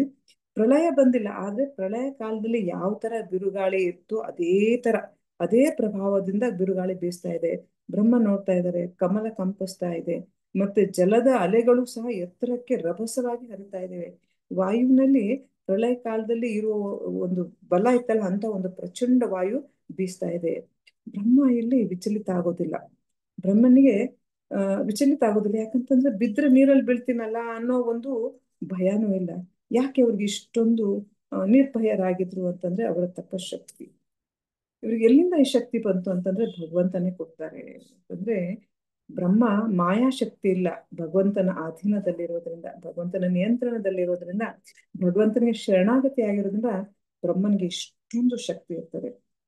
ಅಂದ್ರೆ ಈ ಜಗತ್ತು ನಾವು ನೋಡ್ಬೋದು, ಈ ವಿಶೇಷವಾಗಿ ಕಲಿಯುಗ ಭಗವಂತನನ್ನು ಮರೀಲಿಕ್ಕೆ ಈ ಭೌತಿಕ ಜಗತ್ತನ್ನು ನಿರ್ಮಿಸಲಾಗಿದೆ. ಯಾಕಂದ್ರೆ ನಮ್ಗೆ ಸ್ವಲ್ಪ ತೊಂದರೆ ಆದ್ರೆ ಸಾಕು, ಸ್ವಲ್ಪ ವಿಷಮ ಸ್ಥಿತಿ ಬಂದ್ರೆ ಸಾಕು, ನಾವು ಮೊದ್ಲೇನ್ ಮಾಡ್ತೀವಿ, ನಾವು ಮೊದ್ಲು ಮಾಯೆಯ ಒಂದು ಅಧೀನದಲ್ಲಿ ಹೋಗ್ತೀವಿ. ಭಕ್ತಿ ಅನ್ನೋದು ಬಿಟ್ಬಿಡ್ತೀವಿ, ಮೊದ್ಲು ಕೈಲಿರೋ ಜಪಮಾಲೆಯನ್ನು ಬಿಡ್ತೀವಿ, ತುಂಬಾ ಬೇಗ ವಿಚಲಿತ ಆಗ್ತೀವಿ. ಸೊ ಈ ವಿಚಲಿತ ಅಥವಾ ಈ ಸಫರಿಂಗ್ ಅನ್ನೋದು ಪ್ರತಿಯೊಬ್ಬರಿಗಿದೆ, ಪ್ರತಿಯೊಬ್ಬರ ಶರೀರಲ್ಲೂ ಏನಾದ್ರೂ ಒಂದು ಸಮಸ್ಯೆ ಇದ್ದೇ ಇರ್ತದೆ. ಆದ್ರೆ ಬ್ರಹ್ಮ ನೋಡಿ ಅಂತಹ ಪ್ರಳಯದ ಒಂದು ಸನ್ನಿವೇಶ ನೋಡ್ತಾ ಇದ್ದಾರೆ, ಆದ್ರೆ ಅವರು ವಿಚಲಿತ ಆಗೋದಿಲ್ಲ. ಯಾಕೆಂದ್ರೆ ಅವರ ತಪೋಶಕ್ತಿ, ಅವರು ಭಗವಂತನ ಭಕ್ತಿ ಸೇವೆಯಿಂದ ಆದ್ರಿಂದ ನಾವು ಸಹ ಭಗವಂತನ ಭಕ್ತಿ ಸೇವೆ ಮಾಡಿದಾಗ ಇಂತಹ ಒಂದು ಅಂತ ಸಮಸ್ಯೆ ಅಂತೂ ನಮಗ್ ಬರಲ್ಲ, ಪ್ರಳಯ ಅಂತ ಸಮಸ್ಯೆ ಬರಲ್ಲ. ಆದ್ರೆ ಚಿಕ್ಕ ಪುಟ್ಟ ಸಮಸ್ಯೆಗಳು ಬಂದಾಗ ನಾವೇನ್ ಮಾಡ್ತೀವಿ, ವಿಚಲಿತರಾಗ್ತೀವಿ. ಆದ್ರೆ ಒಬ್ಬ ಭಕ್ತನು ಯಾವತ್ತು ವಿಚಲಿತ ಆಗೋದಿಲ್ಲ. ಹರೇ ಕೃಷ್ಣ ಮಹಾಮಂತ್ರವನ್ನ ನಾವು ಹೆಚ್ಚಿಸೋದ್ರಿಂದ ಅಥವಾ ಜಾಸ್ತಿ ನಾವು ಭಗವಂತನ ಸ್ಮರಣೆ ಮಾಡೋದ್ರಿಂದ ಏನಾಗ್ತದೆ ಅಂತಂದ್ರೆ ನಾವು ಈ ಮಾಯೆಯಿಂದ ಬಚಾವ್ ಆಗ್ತೀವಿ ಅನ್ನೋ ಒಂದು ಸಂದೇಶನ ಬ್ರಹ್ಮ ಇಲ್ಲಿ ಕೊಡ್ತಾ ಇದ್ದಾರೆ. ಬ್ರಹ್ಮ ದೀರ್ಘಕಾಲ ತಪಸ್ಸು ಮಾಡಿದ್ದಾರೆ, ಭಗವಂತನ ಸಾಕ್ಷಾತ್ಕಾರ ಪಡ್ತಿದ್ದಾರೆ, ಆಧ್ಯಾತ್ಮಿಕ ಜ್ಞಾನ ಪಡ್ತಾ ಇದ್ದಾರೆ ತಮ್ಮ ತಪೋಬಲದಿಂದ. ಈಗ ಬ್ರಹ್ಮ ನೋಡ್ತಾರೆ ವಾಯು ಮತ್ತು ನೀರನ್ನು, ಅಂದ್ರೆ ಅಲ್ಲಿ ಏನು ಹೆಚ್ಚಿನ ನೀರಿದೆ, ಹೆಚ್ಚಿನ ವಾಯು ಇದೆ, ಅದನ್ನ ಅವ್ರೇನ್ ಮಾಡ್ತಾರೆ ಅಂದ್ರೆ ತಾವು ಅದನ್ನ ಕುಡಿತಾರೆ. ಯಾಕಂದ್ರೆ ಸೃಷ್ಟಿ ಮಾಡ್ಲಿಕ್ಕೆ ವಾಯು ಬೇಕು, ನೀರು ಬೇಕು, ಎಲ್ಲಾ ಕುಡಿದ್ರೆ ಎಲ್ಲಿಂದ ಮಾಡ್ತಾರಲ್ವಾ. ಅದರಿಂದ ಹೆಚ್ಚಿಗೆ ನೀರೇನಿತ್ತು, ಈಗ ನಮ್ಗೆ ಆಕ್ಸಿಜನ್ ಬೇಕು, ಎಷ್ಟು ಬೇಕು ಅಷ್ಟೇ, ಅದ್ರ ಹೆಚ್ಚಿನ ಆಕ್ಸಿಜನ್ ತೆಗೆದು ಹಾಕೋದು. ಆ ತರ ಹೆಚ್ಚಿನ ಹೆಚ್ಚಾಗಿರುವ ಒಂದು ನೀರು ಮತ್ತು ವಾಯುವನ್ನ ಅವರು ತಾವು ಸ್ವೀಕಾರ ಮಾಡ್ತಾರೆ, ಅಂತಂದ್ರೆ ಅದನ್ನ ಕುಡಿತಾರಂತೆ. ಅಂದ್ರೆ ಇಷ್ಟೊಂದು ಶಕ್ತಿ ಹೇಗ್ ಬಂತು ಅಂತಂತಂದ್ರೆ ಇಲ್ಲೂ ಸಹ ನಾವು ಬ್ರಹ್ಮನ ತಪೋಶಕ್ತಿಯನ್ನ ನಾವು ನೋಡ್ಬೋದು. ಅದರಿಂದ ಬ್ರಹ್ಮನಿಗೆ ಆಧ್ಯಾತ್ಮಿಕದಲ್ಲಿ ಪರಿಪೂರ್ಣತೆ ಇತ್ತು. ಭಗವಂತನಲ್ಲಿಯೂ ಅವರು ಪೂರ್ತಿಯಾಗಿ ಶರಣಾರ್ಥರಾಗಿದ್ರು. ಮತ್ತೆ ಅವರು ಭೌತಿಕ ಸಂಕಟಗಳನ್ನು ನಿವಾರಿಸುವ ಸಾಮರ್ಥ್ಯ ಇತ್ತು. ಇದು ಪ್ರಳಯ ಇಲ್ಲ, ಆದ್ರೆ ಪ್ರಳಯದ ಒಂದು ಹಂತದಲ್ಲಿ ಹೇಗೆ ನೀರು ಹರಿತಾ ಇತ್ತು, ಗಾಳಿ ಬೀಸ್ತಾ ಇತ್ತು, ಅದೇ ತರ ಇತ್ತು. ಆದ್ರೂ ಸಹ ಅವರು ತಪಸ್ಸಿನ ಫಲದ ಕಾರಣ ಇವು ಎಲ್ಲವನ್ನೂ ಏನಂತಂತಂದ್ರೆ ಅವರು ಸಂಭಾಳಿಸ್ಕೊಂಡ್ಬಿಡ್ತಾರೆ, ಅಂದ್ರೆ ಇದನ್ನ ಮ್ಯಾನೇಜ್ ಮಾಡ್ತಾರೆ ಅಂತಂದ್ಬಿಟ್ಟು. ಸೊ ಇದರಿಂದ ನಾವು ನಮ್ಮ ಭೌತಿಕದಲ್ಲಿ ಬೇಕಾದಷ್ಟು ಉದಾಹರಣೆಗಳನ್ನು ತಗೋಬಹುದು. ಸಂಕಷ್ಟ ಬಂದಾಗ ನಾವು ಹೇಗೆ ಒಬ್ಬ ಭಕ್ತ ಎಲ್ಲವನ್ನೂ ಸುಧಾರಿಸ್ಕೊಂಡು ಹೋಗ್ತಾನೆ, ಅಥವಾ ನನಗೆ ಬಂದಿರೋ ಸಂಕಟಗಳೆಲ್ಲ ಭಗವಂತನ ಒಂದು ಆಶೀರ್ವಾದದಿಂದಲೇ ಅಂತಂತೇಳಿ. ಅದಕ್ಕೆ ಅರ್ಜುನನು ಸಹ ನಾವು ನೋಡ್ಬೋದು, ಆತನ ಒಂದು ಸಂಕಟಗಳು ಕೊನೆಯಲ್ಲಿ ಹೇಗೆ ಬಗೆಹರ್ತಾವ ಅಂತಂತಂದ್ರೆ ಕೃಷ್ಣನ್ಗೆ ಪೂರ್ತರ ಶರಣಾಗತ ಆದಾಗ ಅರ್ಜುನ ಹೇಳ್ತಾನೆ, ಕೃಷ್ಣ ಕರಿಷ್ಯೆ ವಚನಂ ತವ, ನೀನ್ ಹೇಳ್ದಂಗೆ ನಾನು ಮಾಡ್ತೀನಿ ಅಂತಂತೇಳಿ. ಸೊ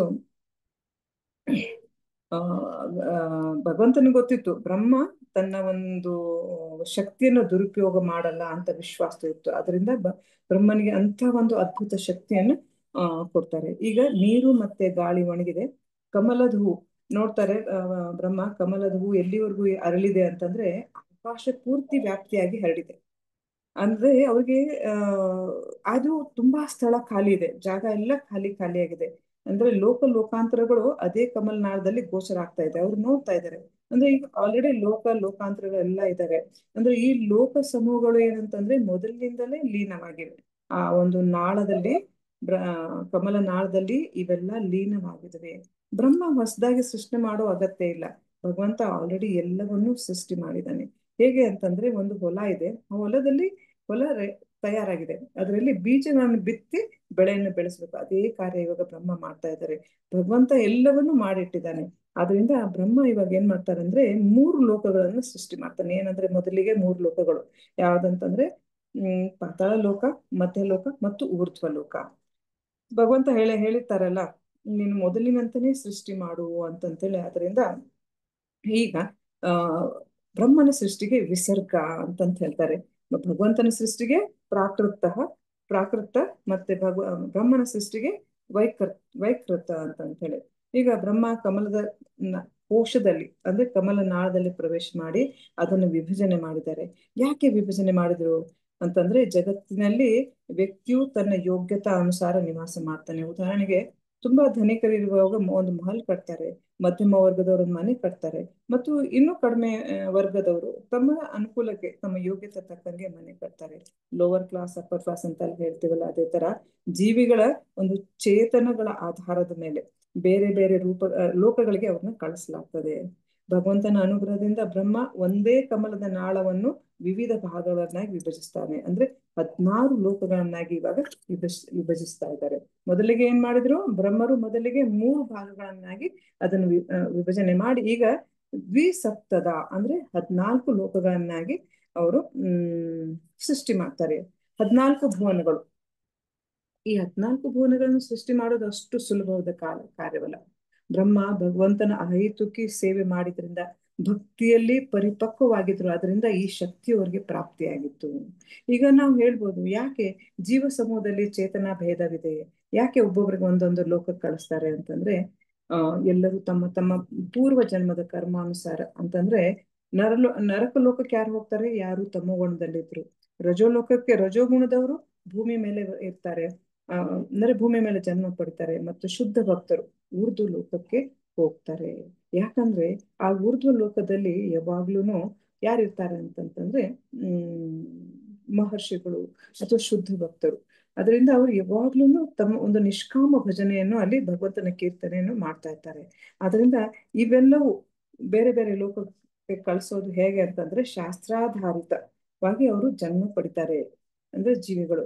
ಇದು ಭಗವಂತಂದೇ ಆದೇಶ ಆಗಿತ್ತು. ಅದಕ್ಕೆ ಹೇಳ್ತಾನೆ, ಯಥಾ ಪೂರ್ವೆ, ಮೊದಲು ಹೇಗಿತ್ತಲ್ಲ ಅದೇ ತರ, ಅಂದ್ರೆ ಯಾವುದೇ ಬದಲಾವಣೆ ಇಲ್ಲ. ಭಗವಂತ ಏನ್ ಆದೇಶ ಕೊಡ್ತಾನೆ ಅದ್ರ ಪ್ರಕಾರ ಬ್ರಹ್ಮ ಸೃಷ್ಟಿ ಮಾಡ್ತಾರೆ. ಪ್ರಳಯದ ತರುವಾಯ ಬ್ರಹ್ಮ ಹೇಗೆ ಸೃಷ್ಟಿ ಮಾಡ್ತಾರೆ ಅಂತಂದ್ರೆ, ಮೊದಲು ಮಹರ್ಲೋಕ ಇದೆ, ಜನಲೋಕ ಇದೆ, ತಪೋಲೋಕ. ಇವೇನಂತ, ತಪೋಲೋಕ, ಸತ್ಯಲೋಕ, ಇವೆಲ್ಲ ಏನಂತಂದ್ರೆ ಊರ್ಧ್ವ ಲೋಕಗಳು. ಇವೇನಾಗ್ತಾವ ಅಂದ್ರೆ, ಇವು ನಾಶ ಆಗೋದಿಲ್ಲ, ಪ್ರಳಯ ಬಂದಾಗ ನಾಶ ಆಗೋದಿಲ್ಲ. ಆದ್ರೆ ಭೂರ್ ಸ್ವರ್ಗ ಇವೆಲ್ಲವೂ ನಾಶ ಆಗ್ತವೆ. ಆದ್ದರಿಂದ ಇವುಗಳ ಮರು ಸೃಷ್ಟಿಯನ್ನು ಮಾಡ್ತಾರೆ. ಕಮಲ್ ಪುಷ್ಪದಲ್ಲಿ ಬ್ರಹ್ಮಗೆ ಎಲ್ಲ ಗ್ರಹಗಳು ಗೋಚರ ಆಗ್ತವೆ, ದಕ್ಷಿಸಿ ನೋಡ್ತಾರೆ. ಅದಕ್ಕೆ ಬ್ರಹ್ಮ ಭಗವಂತನನ್ನು ತನ್ನ ಹೃದಯದಲ್ಲಿ ನೋಡಲು ಸಾಮರ್ಥ್ಯನಾಗಿದ್ರು. ಆ ಯಾಕಂತಂದ್ರೆ ಅವರ ತಮ್ಮ ಒಂದು ತಪೋಶಕ್ತಿ. ಈಗ ವಿದುರನು ಕೇಳ್ತಾರೆ, ಕಾಲದ ವರ್ಣನೆ ಮಾಡು ಅಂತಂತೇಳಿ. ಕಾಲ ಅಂದ್ರೆ ಏನು, ಕಾಲದ ರೂಪ ಏನು, ಲಕ್ಷಣ ಏನು, ಆಕೃತಿ ಏನು, ಅದರ ತಟಸ್ಥ ಅಂದ್ರೆ ಕಾರ್ಯ ಏನು ಅಂತಂತ ಹೇಳಿ. ಅಂದ್ರೆ ಕಾಲ ನಾವು ನೋಡ್ಬೋದು, ನಿತ್ಯ ಕಾಲ. ಕಾಲವು ಶಾಶ್ವತ, ಕಾಲದಲ್ಲಿ ಪರಿವರ್ತನೆ ಅನ್ನೋದು ಇರೋದಿಲ್ಲ. ಆದ್ರೆ ಕಾಲ ಪರಿವರ್ತನೆ ತರ್ತದೆ. ಉದಾಹರಣೆಗೆ, ಕಾಲದ ಪ್ರಭಾವದಿಂದ ಬೆಳಕಾಗತ್ತೆ, ಸೂರ್ಯೋದಯ ಆಗತ್ತೆ, ಸೂರ್ಯಾಸ್ತ ಆಗತ್ತೆ. ಕಾಲ ತಾನು ಸ್ಥಿರವಾಗಿರ್ತಾನೆ, ಆದ್ರೆ ಬೇರೆಯವರಲ್ಲಿ ವಸ್ತುಗಳಲ್ಲಿ ಪರಿವರ್ತನೆಯನ್ನು ತಗೊಂಡ್ಬರ್ತಾನೆ. ಕಾಲವು ಪೂರ್ವದಲ್ಲಿ ಮೈತ್ರಿ ಮುನಿಗಳು ಕಾಲದ ವರ್ಣನೆ ಮಾಡಿರ್ತಾರೆ, ಪೂರ್ವದಲ್ಲೇನೆ ಮುಂಚೆ ಮಾಡಿದ್ದಾರೆ. ಆದ್ರೆ ಈಗ ಇನ್ನೂ ವಿಸ್ತಾರವಾಗಿ ವಿದುರರಿಗೆ ಹೇಳ್ತಾ ಇದ್ದಾರೆ. ಏನಂತಂದ್ರೆ, ಕಾಲ ಅಂತಂದ್ರೆ ಯುಗಗಳ ಕಾಲ, ದಿವ್ಯ ಯುಗ ಕಾಲ. ಇವಾಗ ಬ್ರಹ್ಮನ ಒಂದು ಕಾಲ, ಕಲ್ಪದ ಕಾಲ ಹೇಗೆ ಲೆಕ್ಕ ಹಾಕ್ತಾರೆ. ಬ್ರಹ್ಮನ ಹತ್ರ ನಮ್ ತರ ಗಡಿಯಾರ ಇರೋದಿಲ್ಲ. ಅದರಿಂದ ಭೌತಿಕ ಗಡಿಯಾರ ಇರೋದಿಲ್ಲ. ಕಾಲದ ಒಂದು ಸೂಕ್ಷ್ಮ ಕಾರ್ಯಗಳು ಮತ್ತು ಬೃಹತ್ ಕಾರ್ಯಗಳು, ಇದ್ರ ಬಗ್ಗೆ ಎಲ್ಲ ಇವಾಗ ತಿಳಿಸ್ತಾ ಇದ್ದಾರೆ. ಕಾಲವು ಎಲ್ಲರಿಗೂ ಸಮಾನ ಆಗಿರೋದಿಲ್ಲ. ಮನುಷ್ಯನ 6 ತಿಂಗಳು, ಅಂದ್ರೆ 6 ತಿಂಗಳ ಕಾಲ ದೇವತೆಗಳಿಗೆ 1 ದಿನ ಆಗಿರ್ತದೆ. ಕಾಲ ತುಂಬಾ ರಹಸ್ಯಮಯವಾಗಿದೆ. ಗರ್ಭೋದಕ ಶಾಯಿಯ ನಾಭಿಯಿಂದ ಹೊರಬಂದ ಕಮಲವು ಸಹ ಕಾಲದ ಪ್ರಭಾವದಿಂದ. ಯಾಕಂದ್ರೆ ಬ್ರಹ್ಮ ತಪಸ್ ಮಾಡುವಾಗ ಪ್ರಳಯದ ಒಂದು ಸೂಚನೆ ಬರಲಿಲ್ಲ. ಆದ್ರೆ ತಪಸ್ಸು ಮುಗಿದ ನಂತರ, ಅಂದ್ರೆ ಇಲ್ಲಿ ಕಾಲದ ಒಂದು ಕಮಲವೂ ಸಹ ಕಾಲದ ಮೇಲೆ ಆಶ್ರಯ ಆಗಿರ್ತದೆ. ಬ್ರಹ್ಮ ಬಂದ್ಬಿಟ್ಟು ರಜೋಗುಣದ ಅವತಾರ, ಆದ್ರಿಂದ ಈಗ ರಜೋಗುಣ ಆರಂಭ ಆಯ್ತು. ಆದ್ರಿಂದ ಈಗ ಕಮಲ ಹೂವಿನಲ್ಲಿ ಮತ್ತು ನೀರಿನಲ್ಲಿ ಅಲ್ಲೋಲಕಲ ಆಯ್ತು ಅಂತಂತೇಳಿ. ಸೊ ಕಾಲ ಏನಂತಂದ್ರೆ ಸೃಷ್ಟಿಯ ಒಂದು ಮಹತ್ವಪೂರ್ಣ ತತ್ವ. ಕಾಲದ ಮುಖಾನ ಎಲ್ಲವೂ ಪೂರ್ವ ನಿರ್ಧಾರಿತ, ಯಾವುದೂ ಆಕಸ್ಮಿಕ ಆಗೋದಿಲ್ಲ. ಒಂದೊಂದು ಜೀವಿಗೆ ಕಾಲವು ವಿಭಿನ್ನ. ಸೊಳ್ಳೆಯ ಜೀವಿತ ಕಾಲ ಎಷ್ಟು ಅಲ್ಪ ಆಗಿದೆ, ಅದೇ ತರ ಮಾನವನ ಒಂದು ಜೀವಿತ ಕಾಲ ಬೇರೆ ಆಗಿದೆ.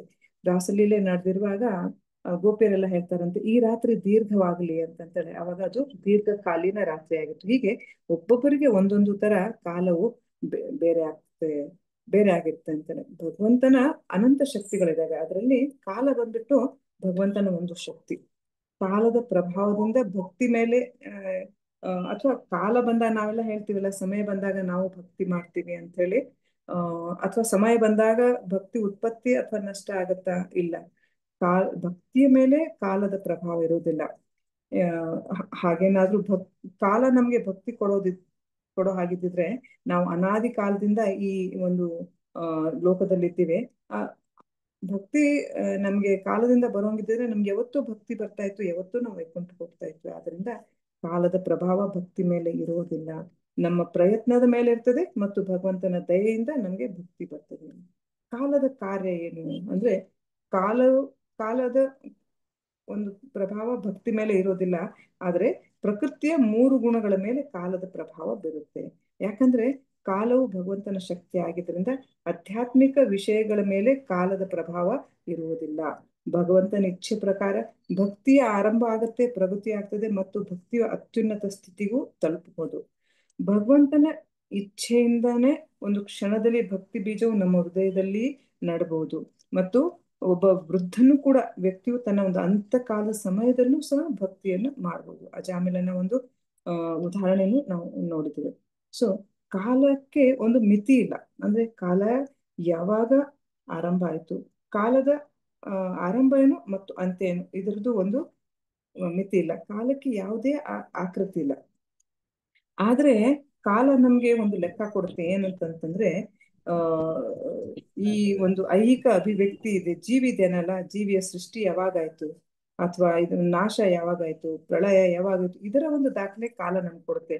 ಆದ್ರೆ ಕಾಲದ ದಾಖಲೆಯನ್ನ ನಾವು ಕೊಡ್ಲಿಕ್ಕೆ ಆಗೋದಿಲ್ಲ. ಅದಕ್ಕೆ ಕಾಲವ ಏನೋ ಭಗವಂತನ ಒಂದು ಇಚ್ಛಾಶಕ್ತಿ ಆಗಿತ್ತೆ. ಪ್ರಕೃತಿಯ 3 ಗುಣಗಳು ಪರಸ್ಪರ ಕಾರ್ಯದ ಪ್ರಾಥಮಿಕ ಮೂಲವಾಗಿದೆ. ಅವ್ಯಕ್ತ ಮತ್ತು ಅಮಿತ. ಕಾಲ ಅವ್ಯಕ್ತ ಮತ್ತು ಅಮಿತ, ಅನ್ಲಿಮಿಟೆಡ್. ಪ್ರಧಾನ ಭಗವಂತನ ಐಹಿಕ ಶಕ್ತಿ. ಇದರಲ್ಲಿ 3 ಗುಣಗಳಿರ್ತವೆ, ಅವು ಸಮ ಪ್ರಮಾಣದಲ್ಲಿ ಇರ್ತವೆ.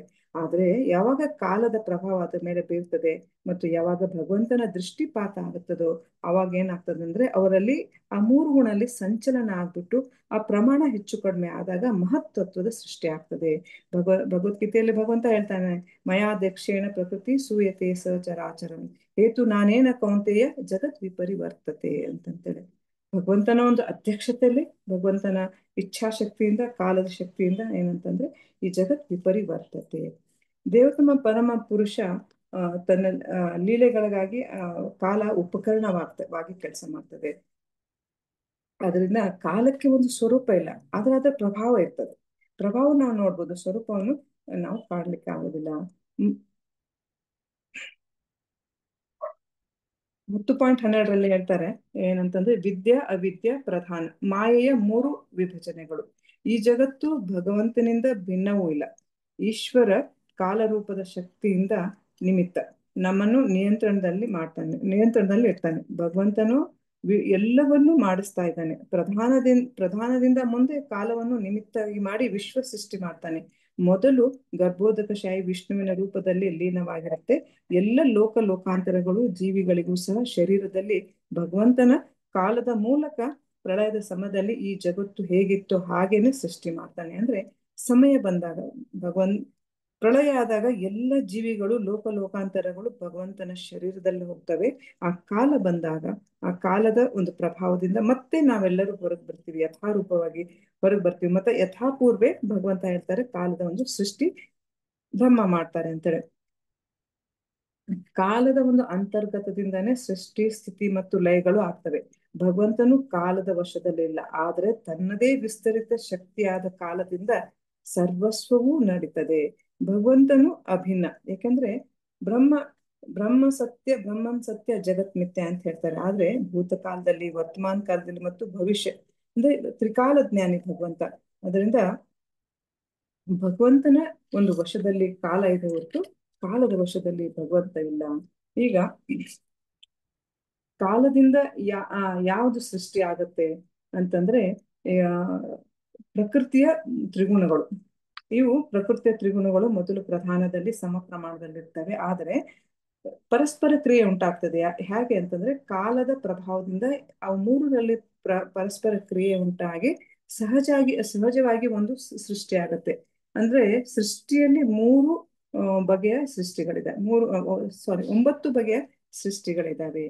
ಅಂದ್ರೆ ಸೃಷ್ಟಿಯು ಪ್ರಾಕೃತ ಸೃಷ್ಟಿ ಅಂತಂದ್ರೆ ಭಗವಂತನಿಂದ ಸೃಷ್ಟಿ, ವೈಕೃತ ಸೃಷ್ಟಿ ಅಂತಂತಂದ್ರೆ ಬ್ರಹ್ಮನಿಂದ ಸೃಷ್ಟಿ, ಪ್ರಾಕೃತ ವೈಕೃತ ಅಂದ್ರೆ ಒಂದು ಸೃಷ್ಟಿಯು ಭಗವಂತನಿಂದ ಆಗುತ್ತೆ ಮತ್ತು ಬ್ರಹ್ಮನಿಂದನೂ ಆಗುತ್ತೆ. ಶಾಶ್ವತ ಕಾಲ ಅಂತಂದ್ರೆ ಐಹಿಕ ಒಟ್ಟಾರೆ ಮೂಲಾಂಶಗಳು ಮತ್ತು ಸ್ವಕರ್ಮದ ಜೀವಿಯಿಂದ ಅಥವಾ ಅವನ ಗುಣಗಳಿಂದ 3 ಬಗೆಯ ಪ್ರಳಯಗಳಾಗ್ತವೆ. ಅಂದ್ರೆ 3 ಬಗೆಯ ಒಂದು ಪ್ರಳಯಗಳ ಇದಾವೆ. ಏನಂತಂತಂದ್ರೆ ನಿತ್ಯ ಪ್ರಳಯ, ಬ್ರಹ್ಮನ ಒಂದು 12 ಗಂಟೆಗಳ ಕಾಲ, ಅದಾದ್ಮೇಲೆ ನಿತ್ಯ ಪ್ರಳಯ. ಆಮೇಲೆ ನೈಮಿತ್ತಿಕ ಪ್ರಳಯ, ಸಂಕರ್ಷಣ ಮುಖದಿಂದ ಅಗ್ನಿ ಹೊಡ್ತಿದೆ. ಅದರಿಂದ ಮಹರ್ಲೋಕದವರೆಗೂ ಏನಾಗ್ತದೆ ಅಂತಂದ್ರೆ ಎಲ್ಲವೂ ಪ್ರಳಯದಲ್ಲಿ ಬರ್ತದೆ. ಆಮೇಲೆ ಪ್ರಾಕೃತಿಕ ಅಂದ್ರೆ ಗುಣಗಳಿಂದ, ಗುಣಾತ್ಮಕ ಕ್ರಿಯೆಗಳ ಮತ್ತು ಪ್ರತಿಕ್ರಿಯೆಗಳಿಂದ ಏನಾಗ್ತದೆ ಅಂತಂದ್ರೆ ಕೆಳಗಿನ ಎಲ್ಲ ಲೋಕಗಳು ಪ್ರಳಯದಲ್ಲಿ ಬಂದ್ಬಿಡ್ತವೆ. ಇದು ಯಾವಾಗಂದ್ರೆ ಬ್ರಹ್ಮನ ಆಯು ಮುಗಿದ ನಂತರ ಎಲ್ಲವೂ ಬ್ರಹ್ಮಾಂಡದ ಒಳಗೆ ನಷ್ಟ ಆಗತ್ತೆ. ಮೂಲಾಂಶಗಳು ನಷ್ಟ ಆಗುದಿಲ್ಲ, 3 ಲೋಕಗಳು ನಷ್ಟ ಆಗ್ತವೆ. ಇಂಥ ಪ್ರಳಯಗಳು ಕಾಲದ ನಿಯಂತ್ರಣದಲ್ಲಿದ್ದೇವೆ. ಆತ್ಯಂತಿಕ ಪ್ರಳಯ ಅಂತಂದ್ರೆ ಶುದ್ಧ ಭಕ್ತರು ವೈಕುಂಠಕ್ಕೆ ಹೋಗ್ತಾರಲ್ಲ ಅದು. ಅದರಿಂದ ಅವ್ರಿಗೆ ಕಾಲದ ಪ್ರಭಾವ ಇರುತ್ತಿಲ್ಲ. ಅವ್ರು ಹೇಗೆ ಹೋಗ್ತಾರೆ ಅಂತಂದ್ರೆ ಕೀರ್ತನೆ, ಭಜನೆ, ಶರಣಾಗತಿ, ಶ್ರವಣ ಕೀರ್ತನೆ ಮಾಡ್ಬಿಟ್ಟು ಮತ್ತು ಭಕ್ತಿ ಸೇವೆಯ ಪ್ರಭಾವದಿಂದ ಅವರು ಏನ್ ಮಾಡ್ತಾರೆ, ಜನನ ಮತ್ತು ಮರಣದಿಂದ ಮುಕ್ತಿ ಹೊಂದುತ್ತಾರೆ. ಅಂದ್ರೆ ಕಾಲವನ್ನೇ ಜಯಿಸ್ತಾರೆ ಅವರು. ಕಾಲವನ್ನು ಜಯಿಸ್ಲಿಕ್ಕೆ ಯಾರು ಶ್ರದ್ಧೆ ಇಲ್ಲ, ಆದ್ರೆ ಶುದ್ಧ ಭಕ್ತರು ಜಯಿಸ್ತಾರೆ. ನಾವು ನೋಡ್ಬೋದು ಧ್ರುವ ಮಹಾರಾಜರು ಕಾಲದ ತಲೆ ಮೇಲೆ ಕಾಲಿಟ್ಟು ವೈಕುಂಠಕ್ಕೆ ಹೋಗ್ತಾರಂತೆ ಅಂತೇಳಿ.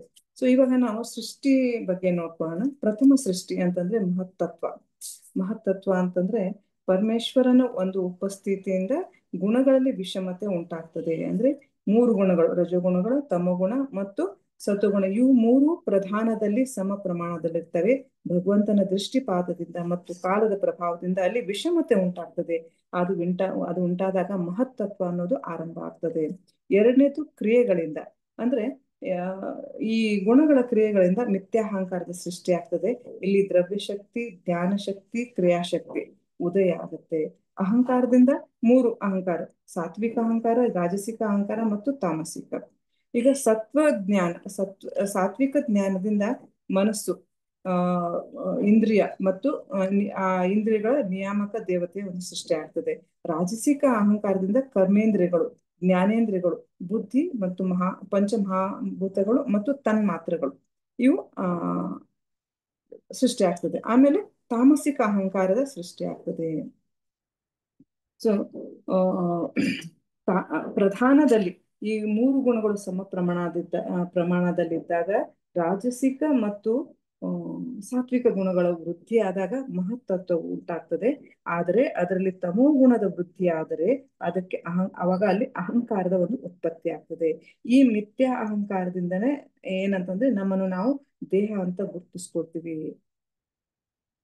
ಸೊ ಈಗ ಮುಂದಿನ ಸೃಷ್ಟಿ ಅಂತಂದ್ರೆ ತನ್ಮಾತ್ರಗಳು ಅಂತಂದ್ರೆ ರೂಪ, ರಸ, ಗಂಧ, ಸ್ಪರ್ಶ. ಆಕಾಶದಿಂದ ವಾಯು, ಮತ್ತೆ ಗಾಳಿಯಿಂದ ಸ್ಪರ್ಶ, ಅಗ್ನಿಯಿಂದ ರೂಪ, ರಸದಿಂದ ಜಲ ಮತ್ತು ಗಂಧದಿಂದ ಭೂಮಿ ಅಂದ್ರೆ ಪೃಥ್ವಿ, ಇವುಗಳ ಸೃಷ್ಟಿ ಆಗ್ತದೆ.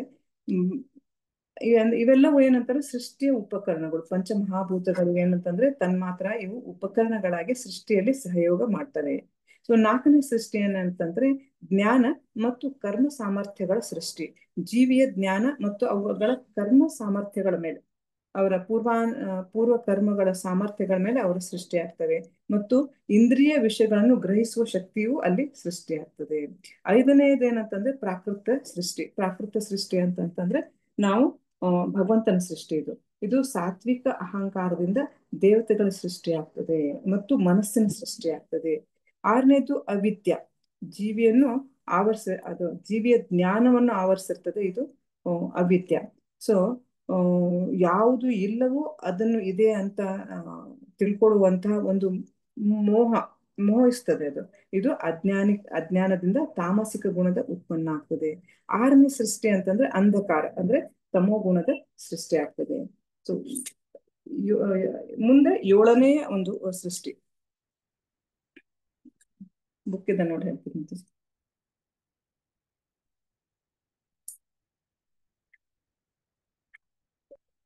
7ನೇ ಸೃಷ್ಟಿಯಲ್ಲಿ ಬ್ರಹ್ಮರು ಸೃಷ್ಟಿ ಮಾಡ್ತಾರೆ. ಬ್ರಹ್ಮನ ಸೃಷ್ಟಿ ಯಾವ ತರ ಅಂತಂದ್ರೆ ಬ್ರಹ್ಮನ ಸೃಷ್ಟಿಗೆ ವೈಕೃತ ಸೃಷ್ಟಿ ಅಂತ ಹೇಳ್ತಾರೆ. ಭಗವಂತನ ಸೃಷ್ಟಿಗೆ ಪ್ರಾಕೃತ ಸೃಷ್ಟಿ ಅಂತ ಹೇಳ್ತಾರೆ. ಸೊ ಭಗವಂತನ ಬಹಿರಂಗ ಶಕ್ತಿಯಿಂದ ಆಗುವ ನೈಸರ್ಗಿಕ ಸೃಷ್ಟಿಗಳಾಗಿವೆ. ಈಗ ಬ್ರಹ್ಮದೇವನಿಂದ ಆಗುವ ಸೃಷ್ಟಿಗಳ ಬಗ್ಗೆ ಹೇಳ್ತಾರೆ. ಬ್ರಹ್ಮದೇವನು ಏನಂತಂದ್ರೆ ರಜೋಗುಣದ ಅವತಾರ. ಅವನ ಸೃಷ್ಟಿಯ ವಿಷಯದಲ್ಲಿ ದೇವೋತ್ತಮ ಪುರುಷನಂತೆಯೇ ಮೇಧಾಶಕ್ತಿಯನ್ನು ಹೊಂದಿದ್ದಾನೆ. ಯಾಕಂದ್ರೆ ತನ್ನ ಒಂದು ತಪಶಕ್ತಿಯಿಂದ ಭಗವಂತನಿಗೆ ಸೃಷ್ಟಿ ಮಾಡ್ಲಿಕ್ಕೆ ಎಂತ ಶಕ್ತಿ ಇತ್ತೋ ಅದೇ ಶಕ್ತಿಯು ಸಹ ಈಗ ಬ್ರಹ್ಮನು ಪಡೆದಿದ್ದಾರೆ. ಅದರಿಂದ 7ನೇ ಸೃಷ್ಟಿ ಸ್ಥಾವರ ಅಂತಂತಂದ್ರೆ ನಿಂತಲ್ಲೇ ನಿಲ್ಲೋದು ಅಂತಂದ್ರೆ ಗಿಡ ವೃಕ್ಷಗಳು. ಇವು 6 ಬಗೆ ಇದಾವೆ. ಅಂದ್ರೆ ಹೂ ತಳೆಯದು, ಅದು ಹೂ ಆಗೋದು, ಹೂ ಬಿಡಲ್ಲ ಆದ್ರೆ ಹಣ್ಣಾಗ್ತದೆ ಅಂತ ಮರಗಳು. ಹಣ್ಣು ಮಾಗುವವರೆಗೂ ಅಸ್ತಿತ್ವದಲ್ಲಿರುವ ಮರಗಳು ಅಂತಂದ್ರೆ ಅವು ಹಣ್ಣು ಆಗಿದ್ಮೇಲೆ ಅಥವಾ ಅದ್ರಲ್ಲಿ ಏನಾದ್ರು ಫಲ ಬೆಳೆದ್ಮೇಲೆ ಅದು ಸತ್ತೋಗ್ಬಿಡ್ತಾವೆ ಗಿಡಗಳು. ಚಿಕ್ಕ ಚಿಕ್ಕ ಗಿಡ, ನಾವು ಟೊಮೆಟೊ ಗಿಡ ಆಗ್ಲಿ ಅಥವಾ ಈ ಭತ್ತ ಬೆಳಿತಾರಲ್ಲ ಆ ಆ ಗಿಡಗಳು ಒಂದ್ಸರಿ ಭತ್ತ ಬಿಟ್ಮೇಲೆ ಅದು ಅಷ್ಟೇ, ಇನ್ನು ಅದರಲ್ಲಿ ಮತ್ತೆ ಮರು ಫಲ ಬಿಡೋದಿಲ್ಲ ಅಂತ ಮರ ಗಿಡಗಳು. ಮತ್ತು ಬಳ್ಳಿಗಳು ಅಂದ್ರೆ ಇವು ಇನ್ನೊಬ್ಬರ ಆಸರೆಯಲ್ಲಿ ಬೆಳೆಯುವಂತವು. ನಾಳ ಉಳ್ಳದು, ನಾಳ ಅಂತಂದ್ರೆ ಇವಾಗ ನಾವು ಬ್ಯಾಂಬೂ ಟ್ರೀ ಅಂತೀವಲ್ಲ, ಅದರೊಳಗಡೆ ಅದು ಹಾಲೋ ಇರುತ್ತೆ, ನಾಳ ಇರ್ತದೆ. ಅದ್ರಿಂದ ಅಂತ ಸಸ್ಯಗಳು. ಆಧಾರ ವಿರದ ಬಳ್ಳಿಗಳು ಮತ್ತು ಹೂ ತೆಳೆದ ಹಣ್ಣು ಬಿಡುವ ಮರಗಳು.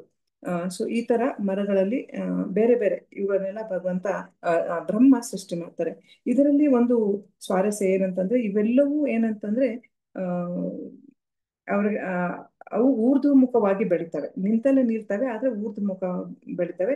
ಇದರ ಪೋಷಣೆ ಏನಂತಂದ್ರೆ ಅವರ ಬುಡದಲ್ಲಿ ಆಗ್ತದೆ. ಅಂದ್ರೆ ಕೆಳಗಿನ ಭಾಗದಲ್ಲಿ ಅಂದ್ರೆ ಬೇರುಗಳಿಗೆ ನೀರು ಹಾಕಿದಾಗ ಅದರ ಒಂದು ಪೋಷಣೆ ಮೇಲಿನ ಭಾಗಕ್ಕೆ ಆಗುತ್ತದೆ ಅಂತಂತೇವೆ.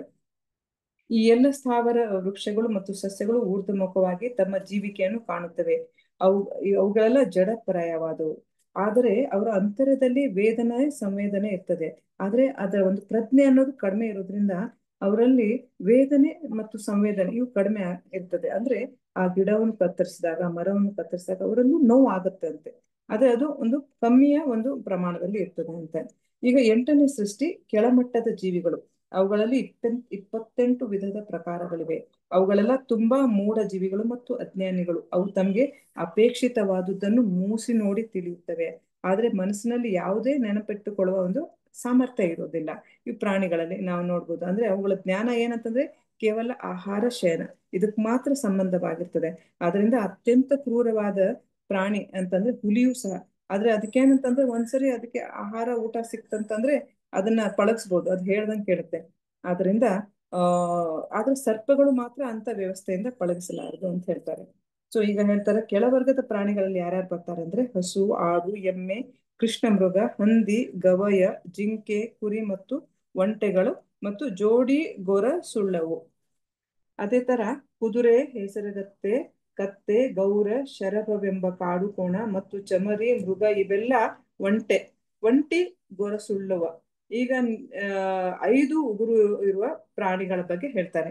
ಯಾರು ಅಂತಂದ್ರೆ ನಾಯಿ, ನರಿ, ಹುಲಿ, ತೋಳ, ಬೆಕ್ಕು, ಮೊಲ, ಮೈ ಮೇಲೆ ಮುಳ್ಳುಗಳಿರುವ ಸಜಾರು, ಸಿಂಹ, ಆನೆ, ಆಮೆ, ಮೊಸಳೆ, 4 ಕಾಲುಗಳಿರುವ ಹಾವು ಮುಂತಾದವು ತಮ್ಮ ಕಾಲುಗಳಲ್ಲಿ 5 ಉಗುರನ್ನು ಹೊಂದಿರುತ್ತವೆ. ಅವು ಪಂಚನಖಗಳಿಂದ ಅವ್ರನ್ನ ಹೇಳ್ತಾರೆ. ಆಮೇಲೆ ಉದ್ದ ಕಾಲಿನ ಕೊಕ್ಕರೆ, ಹದ್ದು, ಬಕ, ಗಿಡುಗ, ಭಾಸ, ಭಲ್ಲೂಕ, ನವಿಲು, ಹಂಸ, ಸಾರಸ, ಚಕ್ರವಾಕ, ಕಾಗೆ, ಗೂಬೆ ಮತ್ತು ಉಳಿದವು ಪಕ್ಷಿಗಳು. ಇವುಗಳ ಸೃಷ್ಟಿಯು ಸಹ ಬ್ರಹ್ಮನಿಂದ ಆಗತ್ತೆ. ಅವಾಗ ತಮ್ಮ ಆಹಾರವನ್ನು, ಈಗ ಒಂದು ವಿಶೇಷ ಸೃಷ್ಟಿ ಯಾರಂತಂದ್ರೆ ತಮ್ಮ ಆಹಾರವನ್ನು ಉದರದಲ್ಲಿ ಸಂಗ್ರಹಿಸುವ ಒಂದೇ ಜೀವ ಯೋನಿಗೆ ಸೇರಿದ ಮಾನವ ಜೀವಿಗಳ ಸೃಷ್ಟಿಯಲ್ಲಿ ಆ ಸುತ್ತಿನಲ್ಲಿ 9ನೇದಾಗಿದೆ. 9ನೇ ಸೃಷ್ಟಿ ಏನಂತಂದ್ರೆ ಮಾನವ. ಮನುಷ್ಯಂದು ಏನಂತಂದ್ರೆ ತಾನು ತಿನ್ನುವ ಆಹಾರವನ್ನು ಹೊಟ್ಟೆಯಲ್ಲಿ ಶೇಖರಿಸಿ ಇಟ್ಕೊಳ್ತಾನೆ. ಆ ಆಹಾರದ ಪೋಷಣೆ ಎಲ್ಲಾ ಒಂದು ದೇಹದ ವಿವಿಧ ಭಾಗಗಳಿಗೆ ಆಗ್ತವೆ ಅಂತ. ಸೊ ಮನುಷ್ಯ ಕುಲದಲ್ಲಿ ರಜೋಗುಣವು ತುಂಬಾ ಪ್ರಾಧಾನ್ಯವುಳ್ಳವಾಗಿದೆ. ನೋಡಿ, ಆ ಮನುಷ್ಯ ಕುಲದಲ್ಲಿ ರಜೋಗುಣ ಈಗಿಂದ ಇಲ್ಲ, ಮುಂಚೆಯಿಂದನೇ ಇದೆ. ಈ ಶ್ರೀಮದ್ ಭಾಗವತಂ ಯಾವಾಗ ಬರ್ದಿರೋದು ಅವಾಗಿಂದನೇ ಅವ್ರಿಗೆ ಗೊತ್ತಿತ್ತು ಮನುಷ್ಯನಲ್ಲಿ ಏನಂತಂದ್ರೆ ರಜೋಗುಣ ಇರುತ್ತೆ ಅಂತೇಳಿ. ಮನುಷ್ಯ ಏನಂತಂದ್ರೆ ದುಃಖಕರ ಜೀವನದ ಮಧ್ಯೆಯೂ ಸದಾ ಕಾರ್ಯನಿರತನಾಗಿರ್ತಾನೆ. ಆದ್ರೆ ಎಲ್ಲ ರೀತಿಯಲ್ಲೂ ತಾವು ಸುಖಗಳೆಂದು ಅವರು ಯೋಚಿಸುತ್ತಾರೆ. ಅಂದ್ರೆ ಆತನ ಅಜ್ಞಾನದಿಂದ ತನ್ನ ಉನ್ನತ ಪ್ರಜ್ಞೆ ಏನಿದೆಯಲ್ಲ ಅದನ್ನ ತನ್ನ ಜೀವನದ ಐಹಿಕ ಸೌಕರ್ಯದ ಮುನ್ನಡೆಗಾಗಿ ಆತನು ಮೀಸಲಾಗಿರ್ತಾನೆ. ಆದ್ರಿಂದ ದುರುಪಯೋಗ, ತನ್ನ ಒಂದು ವಿವೇಕ, ಭಗವಂತ ಆತನಿಗೆ ವಿಶೇಷವಾದ ಒಂದು ವಿವೇಚನೆ ಕೊಟ್ಟಿದ್ದಾನೆ, ಯೋಚನಾ ಶಕ್ತಿಯನ್ನು ಕೊಟ್ಟಿದ್ದಾನೆ. ಆದ್ರೆ ಅದನ್ನ ದುರುಪಯೋಗ ಮಾಡ್ತಾ ಇದ್ದಾನೆ. ತನ್ನ ಶರೀರಕ್ಕಾಗಿ ತಾನು ಈ ಶರೀರ ಅಂತ ತಿಳ್ಕೊಂಡು ಕೇವಲ ಶರೀರದ ಪೋಷಣೆಗಾಗಿ ಅದನ್ನು ಉಪಯೋಗಿಸ್ತಾ ಇದ್ದಾನೆ. ಅದಕ್ಕೆ ಈಗ ವಿದುರಿಗೆ ಹೇಳ್ತಾರೆ ಕೊನೆಯ 3 ಸೃಷ್ಟಿಗಳು ಏನಂತಂದ್ರೆ ಮತ್ತು ದೇವತೆಗಳ ಸೃಷ್ಟಿ ಈಗ ವೈಕೃತ ಸೃಷ್ಟಿಗಳಾಗಿವೆ. ಇದು ದೇವತೆಗಳನ್ನು ಭಗವಂತ ಬ್ರಹ್ಮ ಸೃಷ್ಟಿ ಮಾಡ್ತಾರೆ, ಆದ್ರೆ ಇದು ವೈಕೃತ ಸೃಷ್ಟಿ. ಅವು ಹಿಂದೆ ವರ್ಣಿಸಲಾದ ಪ್ರಾಕೃತ ಸೃಷ್ಟಿಗಳಿಗಿಂತ ಭಿನ್ನವಾಗಿವೆ. ಕುಮಾರರ ಆವಿರ್ಭಾವವು ಎರಡೂ ಆಗಿದೆ. ಈಗ ಈ ಕುಮಾರ ಆವಿರ್ಭಾವ ಎರಡು ಅಂತಂದ್ರೆ ಭಗವಂತನ ಸೃಷ್ಟಿಯೂ ಆಗಿದೆ ಮತ್ತೆ ಬ್ರಹ್ಮನ ಸೃಷ್ಟಿಯಾಗಿದೆ. ಯಾಕಂದ್ರೆ ಬ್ರಹ್ಮ ಕುಮಾರನ ಸೃಷ್ಟಿ ಮಾಡುವಾಗ ಭಗವಂತನಲ್ಲಿ ಪ್ರಾರ್ಥನೆ ಮಾಡ್ತಾನಂತೆ. ಆದ್ರಿಂದ ಭಗವಂತನ ಆಶೀರ್ವಾದವೂ ಇದೆ ಮತ್ತೆ ಬ್ರಹ್ಮನಿಂದ ಅವರು ಸೃಷ್ಟಿ ಆಗಿದ್ದಾರೆ. ಅದರಿಂದ ಇವರು ಪ್ರಾಕೃತ ಸೃಷ್ಟಿ ಮತ್ತು ವೈಕೃತ ಸೃಷ್ಟಿ, ಬ್ರಹ್ಮನ ಸೃಷ್ಟಿ ಮತ್ತು ಭಗವಂತನ ಸೃಷ್ಟಿಯಲ್ಲಿ ಬರ್ತಾರೆ. ಅದಕ್ಕೆ ಈಗ ದೇವತೆಗಳಲ್ಲಿ ಎಷ್ಟು ಬಗೆ ಇದ್ದಾರೆ ಅದು ಹೇಳ್ತಾರೆ. ದೇವತೆಗಳಲ್ಲಿ ಒಂದು ದೇವತೆಗಳು, ಪಿತೃಗಳು, ಅಸುರರು ಅಥವಾ ದಾನವರು, ಗಂಧರ್ವರು ಮತ್ತು ಅಪ್ಸರೆಯರು, ಯಕ್ಷರು ಮತ್ತು ರಾಕ್ಷಸರು, ಸಿದ್ಧರು, ಚಾರಣರು ಮತ್ತು ವಿದ್ಯಾಧರರು, ಏಳು ಭೂತಗಳು, ಪ್ರೇತಗಳು ಮತ್ತು ಪಿಶಾಚಿಗಳು, ಅತಿ ಮಾನುಷ ಜೀವಿಗಳು, ದೇವಗಾಯಕರು ಇತ್ಯಾದಿ ಇವೆಲ್ಲವೂ ವಿಶ್ವ ಸೃಷ್ಟಿಕರ್ತನಾದ ಬ್ರಹ್ಮ ದೇವನಿಂದ ಸೃಷ್ಟಿಯಾಗಿವೆ. ನೋಡಿ, ಇವ್ರನ್ನೆಲ್ಲ ದೇವತೆಗಳಲ್ಲಿ ಸೇರಿಸಿದ್ದಾರೆ. ಯಾರಂತಂದ್ರೆ ಭೂತ ಪ್ರೇತ ಅಂತೆ, ಮತ್ತೆ ಆಮೇಲೆ ಇವರು ಪಿತೃಗಳು, ಅಸುರರು. ಹೇಗೆ ಅಂತಂತಂದ್ರೆ ಇವರಿಗೆಲ್ಲ ಒಂದು ಮನುಷ್ಯ ಜೀವಿಗಿಂತ ಒಂದು ಮೇಧಾಶಕ್ತಿ ಹೊಂದಿರ್ತಾರೆ. ಇವರಲ್ಲಿ ಒಂದು ವಿಶೇಷ ಶಕ್ತಿ ಇರ್ತದೆ. ಈ ಲೋಕದ ವಾಸಿಗಳು, ಯಾಕಂದ್ರೆ ಈ ಭೌತಿಕ ಲೋಕದ ವಾಸಿಗಳಿಗಿಂತ ಅವರು ಶ್ರೇಷ್ಠರಾಗಿದ್ದಾರೆ. ಅದರಿಂದ ಅವರಿಗೆ ಮನುಷ್ಯರಿಂದ ಸಾಧ್ಯವಾಗದ ಅಸಾಧಾರಣ ಕ್ರಿಯೆಗಳನ್ನು ಅವರು ಮಾಡ್ಲಿಕ್ಕೆ ಅರ್ಹರಾಗ್ತಾರೆ, ಅವ್ರ ಸಾಮರ್ಥ್ಯ ಇರ್ತಾರೆ ಅಂತ. ಆದ್ರಿಂದ ಅವರು ಮನುಷ್ಯರಿಗಿನ್ನ ಶ್ರೇಷ್ಠ ಅಂತ ಅಂದ್ಬಿಟ್ಟು ಅವರು ಒಂದು ದೇವತೆಗಳ ಒಂದು ಸೃಷ್ಟಿಯಲ್ಲಿ ಅವ್ರನ್ನು ಸಹ ಅಲ್ಲಿ ಸೇರಿಸಲಾಗಿದೆ. ಸೊ ಈಗ ಕೊನೆಯದಾಗಿ ಹೇಳ್ತಾರೆ, ಮನುಗಳ ವಂಶಜರನ್ನು ವರ್ಣಿಸ್ತೇನೆ ಅಂತಂತೇಳಿ. ಸೃಷ್ಟಿಕರ್ತನಾದ ಬ್ರಹ್ಮದೇವ ದೇವೋತ್ತಮ ಪುರುಷನ ರಜೋಗುಣದ ಅವತಾರ ಆಗಿದ್ದಾನೆ. ಭಗವಂತನ ಶಕ್ತಿಯ ಬಲದಿಂದ ಪ್ರತಿಯೊಂದು ಯುಗದಲ್ಲೂ ಸೋಲರಿದ ಬಯಕೆಗಳಿಂದ, ಅಂದ್ರೆ ಅವರ ಬಯಕೆಗಳು ಸೋಲಿರೋದಿಲ್ಲ. ಅಂದ್ರೆ ಅವರ ಬಯಕೆಗಳು ಏನಿರ್ತವೆ ಅಂತಂದ್ರೆ ಅವು ಆಧ್ಯಾತ್ಮಿಕವಾಗ್ತವೆ. ಅದರಿಂದ ಅವರು ವಿಶ್ವದ ವ್ಯವಹಾರವನ್ನು ಸೃಷ್ಟಿಸ್ತಾರೆ. ಬ್ರಹ್ಮನಿಗೆ ಅಷ್ಟೊಂದು ಸಾಮರ್ಥ್ಯ ಇದೆ ಅಂತಂತೇಳಿ. ಸೊ ಇದು ಕೊನೆಯ ಶ್ಲೋಕ ಆಗಿತ್ತು. ಅದರಿಂದ ಕೊನೆಯದಲ್ಲಿ ಭಾವಾರ್ಥದಲ್ಲಿ ಹೇಳ್ತಾರೆ, ವಿಶ್ವಾಭಿವ್ಯಕ್ತಿಯು ದೇವೋತ್ತಮ ಪರಮ ಪುರುಷನ ಅನೇಕ ಶಕ್ತಿಗಳಲ್ಲಿ ಒಂದರ ವಿಸ್ತರಣವೇ ಆಗಿದೆ. ಜನ್ಮಾದಸ್ಯ ಯಥ ಎಂದು ಭಾಗವತದ ಆರಂಭದಲ್ಲಿ ಹೇಳಲಾದಂತೆ ಸೃಷ್ಟಿಕರ್ತ ಮತ್ತು ಸೃಷ್ಟಿಗಳು ಅದೇ ಪರಮ ಸತ್ಯದ ಎರಡು ಉದ್ಭೂತಿಗಳಾಗಿವೆ ಅಂತಂತೇಳಿ. ಸೊ ಹರೇ ಕೃಷ್ಣ ಮಾತಾಜಿ, ನಾನು ಎಷ್ಟು ಕನ್ಫ್ಯೂಷನ್ ಮಾಡ್ದು ಹೆಂಗ್ ಹೇಳ್ದೋ ಗೊತ್ತಿಲ್ಲ. ಸ್ವಲ್ಪ ಇದು ಕ್ಲಿಷ್ಟ ಆಗಿತ್ತು ಓದ್ಲಿಕ್ಕೆ, ತಿಳ್ಕೊಳಿಕ್ಕೆ ನಾನು ಒಂದು ಪ್ರಯತ್ನ ಮಾಡಿದ್ದೀನಿ. ತಪ್ಪಿದ್ರೆ ದಯವಿಟ್ಟು ನನಗೆ ಕ್ಷಮಿಸಿ. ಪಂಚಾಕಲ್ಪತರುಭ್ಯಶ್ಚ ಕೃಪಾ ಸಿಂಧುಭ್ಯ ಏವ ಚ ಪತಿತಾನಾಂ ಪಾವನೇಭ್ಯ ವೈಷ್ಣವೇಭ್ಯೋ ನಮೋ ನಮಃ. ಹರೇ ಕೃಷ್ಣ ಮಾತಾಜಿ. ಹರೇ ಕೃಷ್ಣ ಮಾತಾಜಿ. ಅಂದ್ರೆ ಇದು ಸ್ವಲ್ಪ ಇದೆ ಮಾತಾಜಿ. ನೀವು ಆದ್ರೂ ಚೆನ್ನಾಗಿ ಕ್ಲಾಸ್ ಮಾಡಿದ್ದೀರ ಮಾತಾಜಿ. ಸ್ವಲ್ಪ ಕ್ಲಿಷ್ಟ ಇದೆ ಮಾತಾಜಿ. ಅದು ಎಷ್ಟು ಸರಿ ಓದಿದ್ದು ಸ್ವಲ್ಪ ಅರ್ಥ ಆಗಿಲ್ಲ ಮಾತಾಜಿ. ಆದ್ರೂ ಸ್ವಲ್ಪ ಪಾಯಿಂಟ್ಸ್ ತೆಗೆದು ಮಾಡ್ಲಿಕ್ಕೆ ಪ್ರಯತ್ನ ಮಾಡಿದೆ ಮಾತಾಜಿ. ಮಾಡಿದಿರ ಮಾತಾಜಿ, ಚೆನ್ನಾಗೇ ಮಾಡಿದಿರ ಮಾತಾಜಿ. ಹರೇ ಕೃಷ್ಣ ಮಾತಾಜಿ. ಹರೇ ಕೃಷ್ಣ ಮಾತಾಜಿ. ಧನ್ಯವಾದಗಳು ಮಾತಾಜಿ. ಇವತ್ತಿನ ಪಾಯಿಂಟ್ಸ್ ಚೆನ್ನಾಗಿದ್ವು ಮಾತಾಜಿ. ಧನ್ಯವಾದಗಳು ಮಾತಾಜಿ. ಸೃಷ್ಟಿಯ ಪ್ರಭೇದಗಳು ಸ್ವಲ್ಪ ಇದೆ, ಕಷ್ಟನೇ ಇದೆ ಮಾತಾಜಿ. ಅದ್ರಲ್ಲಿ ಭಗವಂತ ಮಾಡಿದ್ದನ್ನೇ ನಾವು ಹೊಗಳಿಕ್ ಆಗತ್ತೆ ಮಾತಾಜಿ? ಆಗಲ್ಲ ಮಾತಾಜಿ. ಎಷ್ಟು ಅವೆಲ್ಲ ನಾವು ಕಿಟ್ಕೊಳಕ್ಕೂ ಆಗಲ್ಲ ಮಾತಾಜಿ. ಹೌದು ಎಲ್ಲ ಅಂದ್ರೆ ಕಷ್ಟ ಇದೆ ಮಾತಾಜಿ. ನಿಮ್ಗೆ ಕಷ್ಟವಾಗಿದ್ದ ಚಾಪ್ಟರ್ ಕೊಟ್ಟಿದ್ದೀನಿ, ಸಾರಿ ಮಾತಾಜಿ. ಹಾ ಮಾತಾಜಿ, ನಾನ್ ನಿಮ್ಗೆ ತುಂಬಾ ಇಷ್ಟ ಅಲ್ವಾ ಮಾತಾಜಿ, ಅದಕ್ಕೆ ಕೊಟ್ಟಿದ್ದೀರಾ. ಓಕೆ, ಸುಮ್ಮನೆ ಹರೇ ಮಾತಾಜಿ. ತುಂಬಾ ಧನ್ಯವಾದಗಳು ಮಾತಾಜಿ. ಧನ್ಯವಾದಗಳು ಮಾತಾಜಿ, ನನ್ಗೆ ಅವಕಾಶ ಕೊಟ್ಟಿದ್ದಕ್ಕೆ. ಈ ಅವಕಾಶ ಸಿಕ್ಕಿದ್ದಕ್ಕೆ ನಾನು ಸ್ವಲ್ಪ ಆದ್ರೂ ಚಾಪ್ಟರ್ ಓದಕ್ಕಾಯ್ತು. ಇಲ್ಲಾದ್ರೆ ಇದು ಕಠಿಣ ಇದೆ ಅಂತ ನಾನು ಬಿಡ್ತಾ ಇದ್ದೆ ಮಾತಾಜಿ. ಹೌದು ಮಾತಾಜಿ. ಹರೇ ಕೃಷ್ಣ. ತುಂಬಾ ಧನ್ಯವಾದಗಳು ಮಾತಾಜಿ. ಹರೇ ಈಗ ನರಸಿಂಹ ಪ್ರಣತಿ. ಹರೇ ಕೃಷ್ಣ. ನರಸಿಂಹ ಪ್ರಣತಿ ಹಾಡ್ತೀರಾ ಮಾತಾಜಿ? ಹರೇ ಕೃಷ್ಣ. ಹರೇ ಕೃಷ್ಣ ಮಾತಾಜಿ. ದಂಡವತ್ ಪ್ರಣಾಮ. ದಂಡವತ್ ಪ್ರಣಾಮ ಮಾತಾಜಿ. ನಂಜಮ್ಮ ಮಾತಾಜಿ ಹಾಡಿ ಮಾತಾಜಿ. ಶ್ರೀ ನರಸಿಂಹ ಜೈ ನರಸಿಂಹ, ಜಯ ಜಯ ನರಸಿಂಹ. ಪ್ರಹ್ಲಾದೇಶ ಜಯ ಪದ್ಮ ಮುಖ ಪದ್ಮಾಭೃಂಗಂ. ಉಗ್ರಂ ವೀರಂ ಮಹಾವಿಷ್ಣುಂ ಜ್ವಲಂತಂ ಸರ್ವತೋಮುಖಂ. ನರಸಿಂಹಂ ಭೀಷಣಂ ಭದ್ರಂ ಮೃತ್ಯೋರ್ಮೃತ್ಯುಂ ನಮಾಮ್ಯಹಂ. ನಮಸ್ತೆ ನರಸಿಂಹಾಯ, ನಮಸ್ತೆ ನರಸಿಂಹಾಯ. ಪ್ರಹ್ಲಾದಲಾದದಾಯಿನೇ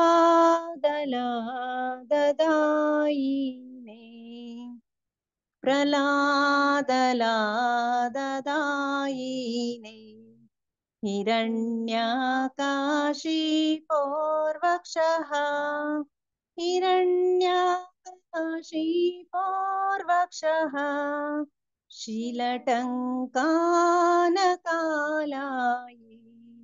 शीलटङ्कानकालाये इतो नरसिंहा परतो नरसिंहा इतो नरसिंहा परतो नरसिंहा यतो यतो यामि ततो नरसिंहा बाहे नरसिंहा हृदये नरसिंहा बाहे नरसिंहा हृदये नरसिंहा नरसिंहमदिं शरणं प्रपदे नरसिंहमदिं शरणं प्रपदे तव करकमलवरे नागाम् अद्भुतशृङ्गा दलिता हिरण्यकशिपु तनुभृङ्गम् केशवधृता नरहरिरूपा जय जगदीश हरे जय जगदीश हरे जय नरसिंहदेव जय नरसिंहदेव नरसिंहदेव जय नरसिंहदेव जय लक्ष्मी नरसिंह जय अनंत देव लक्ष्मी नरसिंह जय अनंत देव जय नरहरि जय नरहरि नरहरि जय श्री हरि जय प्रहलाद महाराज जय प्रहलाद महाराज प्रहलाद महाराज जय प्रहलाद महाराज जय जय प्रभुपाद प्रभुपाद प्रभुपाद जय जय प्रभुपाद जय जय गुरुदेव गुरुदेव गुरुदेव जय जय गुरुदेव निताय गौर हरि बोल हरि बोल हरि बोल निताय गौर हरि बोल विघ्न विनाशक नरसिंहदेव भगवान की जय भक्तराज प्रहलाद महाराज की जय अनंत कोटि वैष्णव वृंद की जय ಶ್ರೀಲ ಪ್ರಭುಪಾದ್ की जय गुरु महाराज की जय हरे कृष्ण माताजी ದಂಡವತ್ ಪ್ರಣಾಮ್ ಧನ್ಯವಾದಗಳು ಮಾತಾಜಿ ಹರೇ ಕೃಷ್ಣ ಮಾತಾಜಿ ಶ್ರದ್ಧಾ ಭಕ್ತಿಯಿಂದ ನರಸಿಂಹ ಪ್ರಣತಿ ಹಾಡಿದ ನಂಜಮ್ಮ ಮಾತಾಜಿ ಮತ್ತು ನಿಹಾರಿಕಾ ಮಾತಾಜಿ ಅಲ್ವಾ ಮಾತಾಜಿ ಮಗಳ ಹೆಸರು ಹಾ ಮಾತಾಜಿ ಹರೇ ಕೃಷ್ಣ ಹರೇ ಕೃಷ್ಣ ತುಂಬಾ ಚೆನ್ನಾಗಿ ಹಾಡಿದ್ರಿ ಮಾತಾಜಿ ನರಸಿಂಹ ಪ್ರಣತಿ ಹರೇ ಕೃಷ್ಣ ತುಂಬಾ ಧನ್ಯವಾದಗಳು ಮಾತಾಜಿ ಹರೇ ಕೃಷ್ಣ ಹರೇ ಕೃಷ್ಣ ಈಗ ಮಲಗು ಮುನ್ನ ಮಾದಾನೆನೆ ಆನ್ಲೈನ್ ಕಾರ್ಯಕ್ರಮವನ್ನು ಮುಕ್ತಾಯ ಮಾಡೋಣ ಕಾರ್ಯಕ್ರಮದಲ್ಲಿ ಭಾಗವಹಿಸಿದ ಎಲ್ಲ ವೈಷ್ಣವ ಭಕ್ತರಿಗೂ ಧನ್ಯವಾದಗಳು ದಂಡೋತ್ ಪ್ರಣಾಮ್ ಪಂಚಾಕಲ್ಪತರುಭ್ಯಃ ಕೃಪಾ ಸಿಂಧು ಭೈವೇವಚ ಪತಿತಾನಾಂ ಪಾವನೇಭ್ಯ ವೈಷ್ಣವೇಭ್ಯೋ ನಮೋ ನಮಃ अनंत कोटि वैष्णव की जय श्रील प्रभुपाद की जय गुरु महाराज की जय हरे कृष्ण प्रभु जी हरे कृष्ण माताजी ಧನ್ಯವಾದಗಳು ದಂಡವತ್ ಪ್ರಣಾಮಗಳು ಹರೇ ಕೃಷ್ಣ हरे कृष्ण माताजी हरे कृष्ण ಮಾತಾಜಿ ಹರೇ ಕೃಷ್ಣ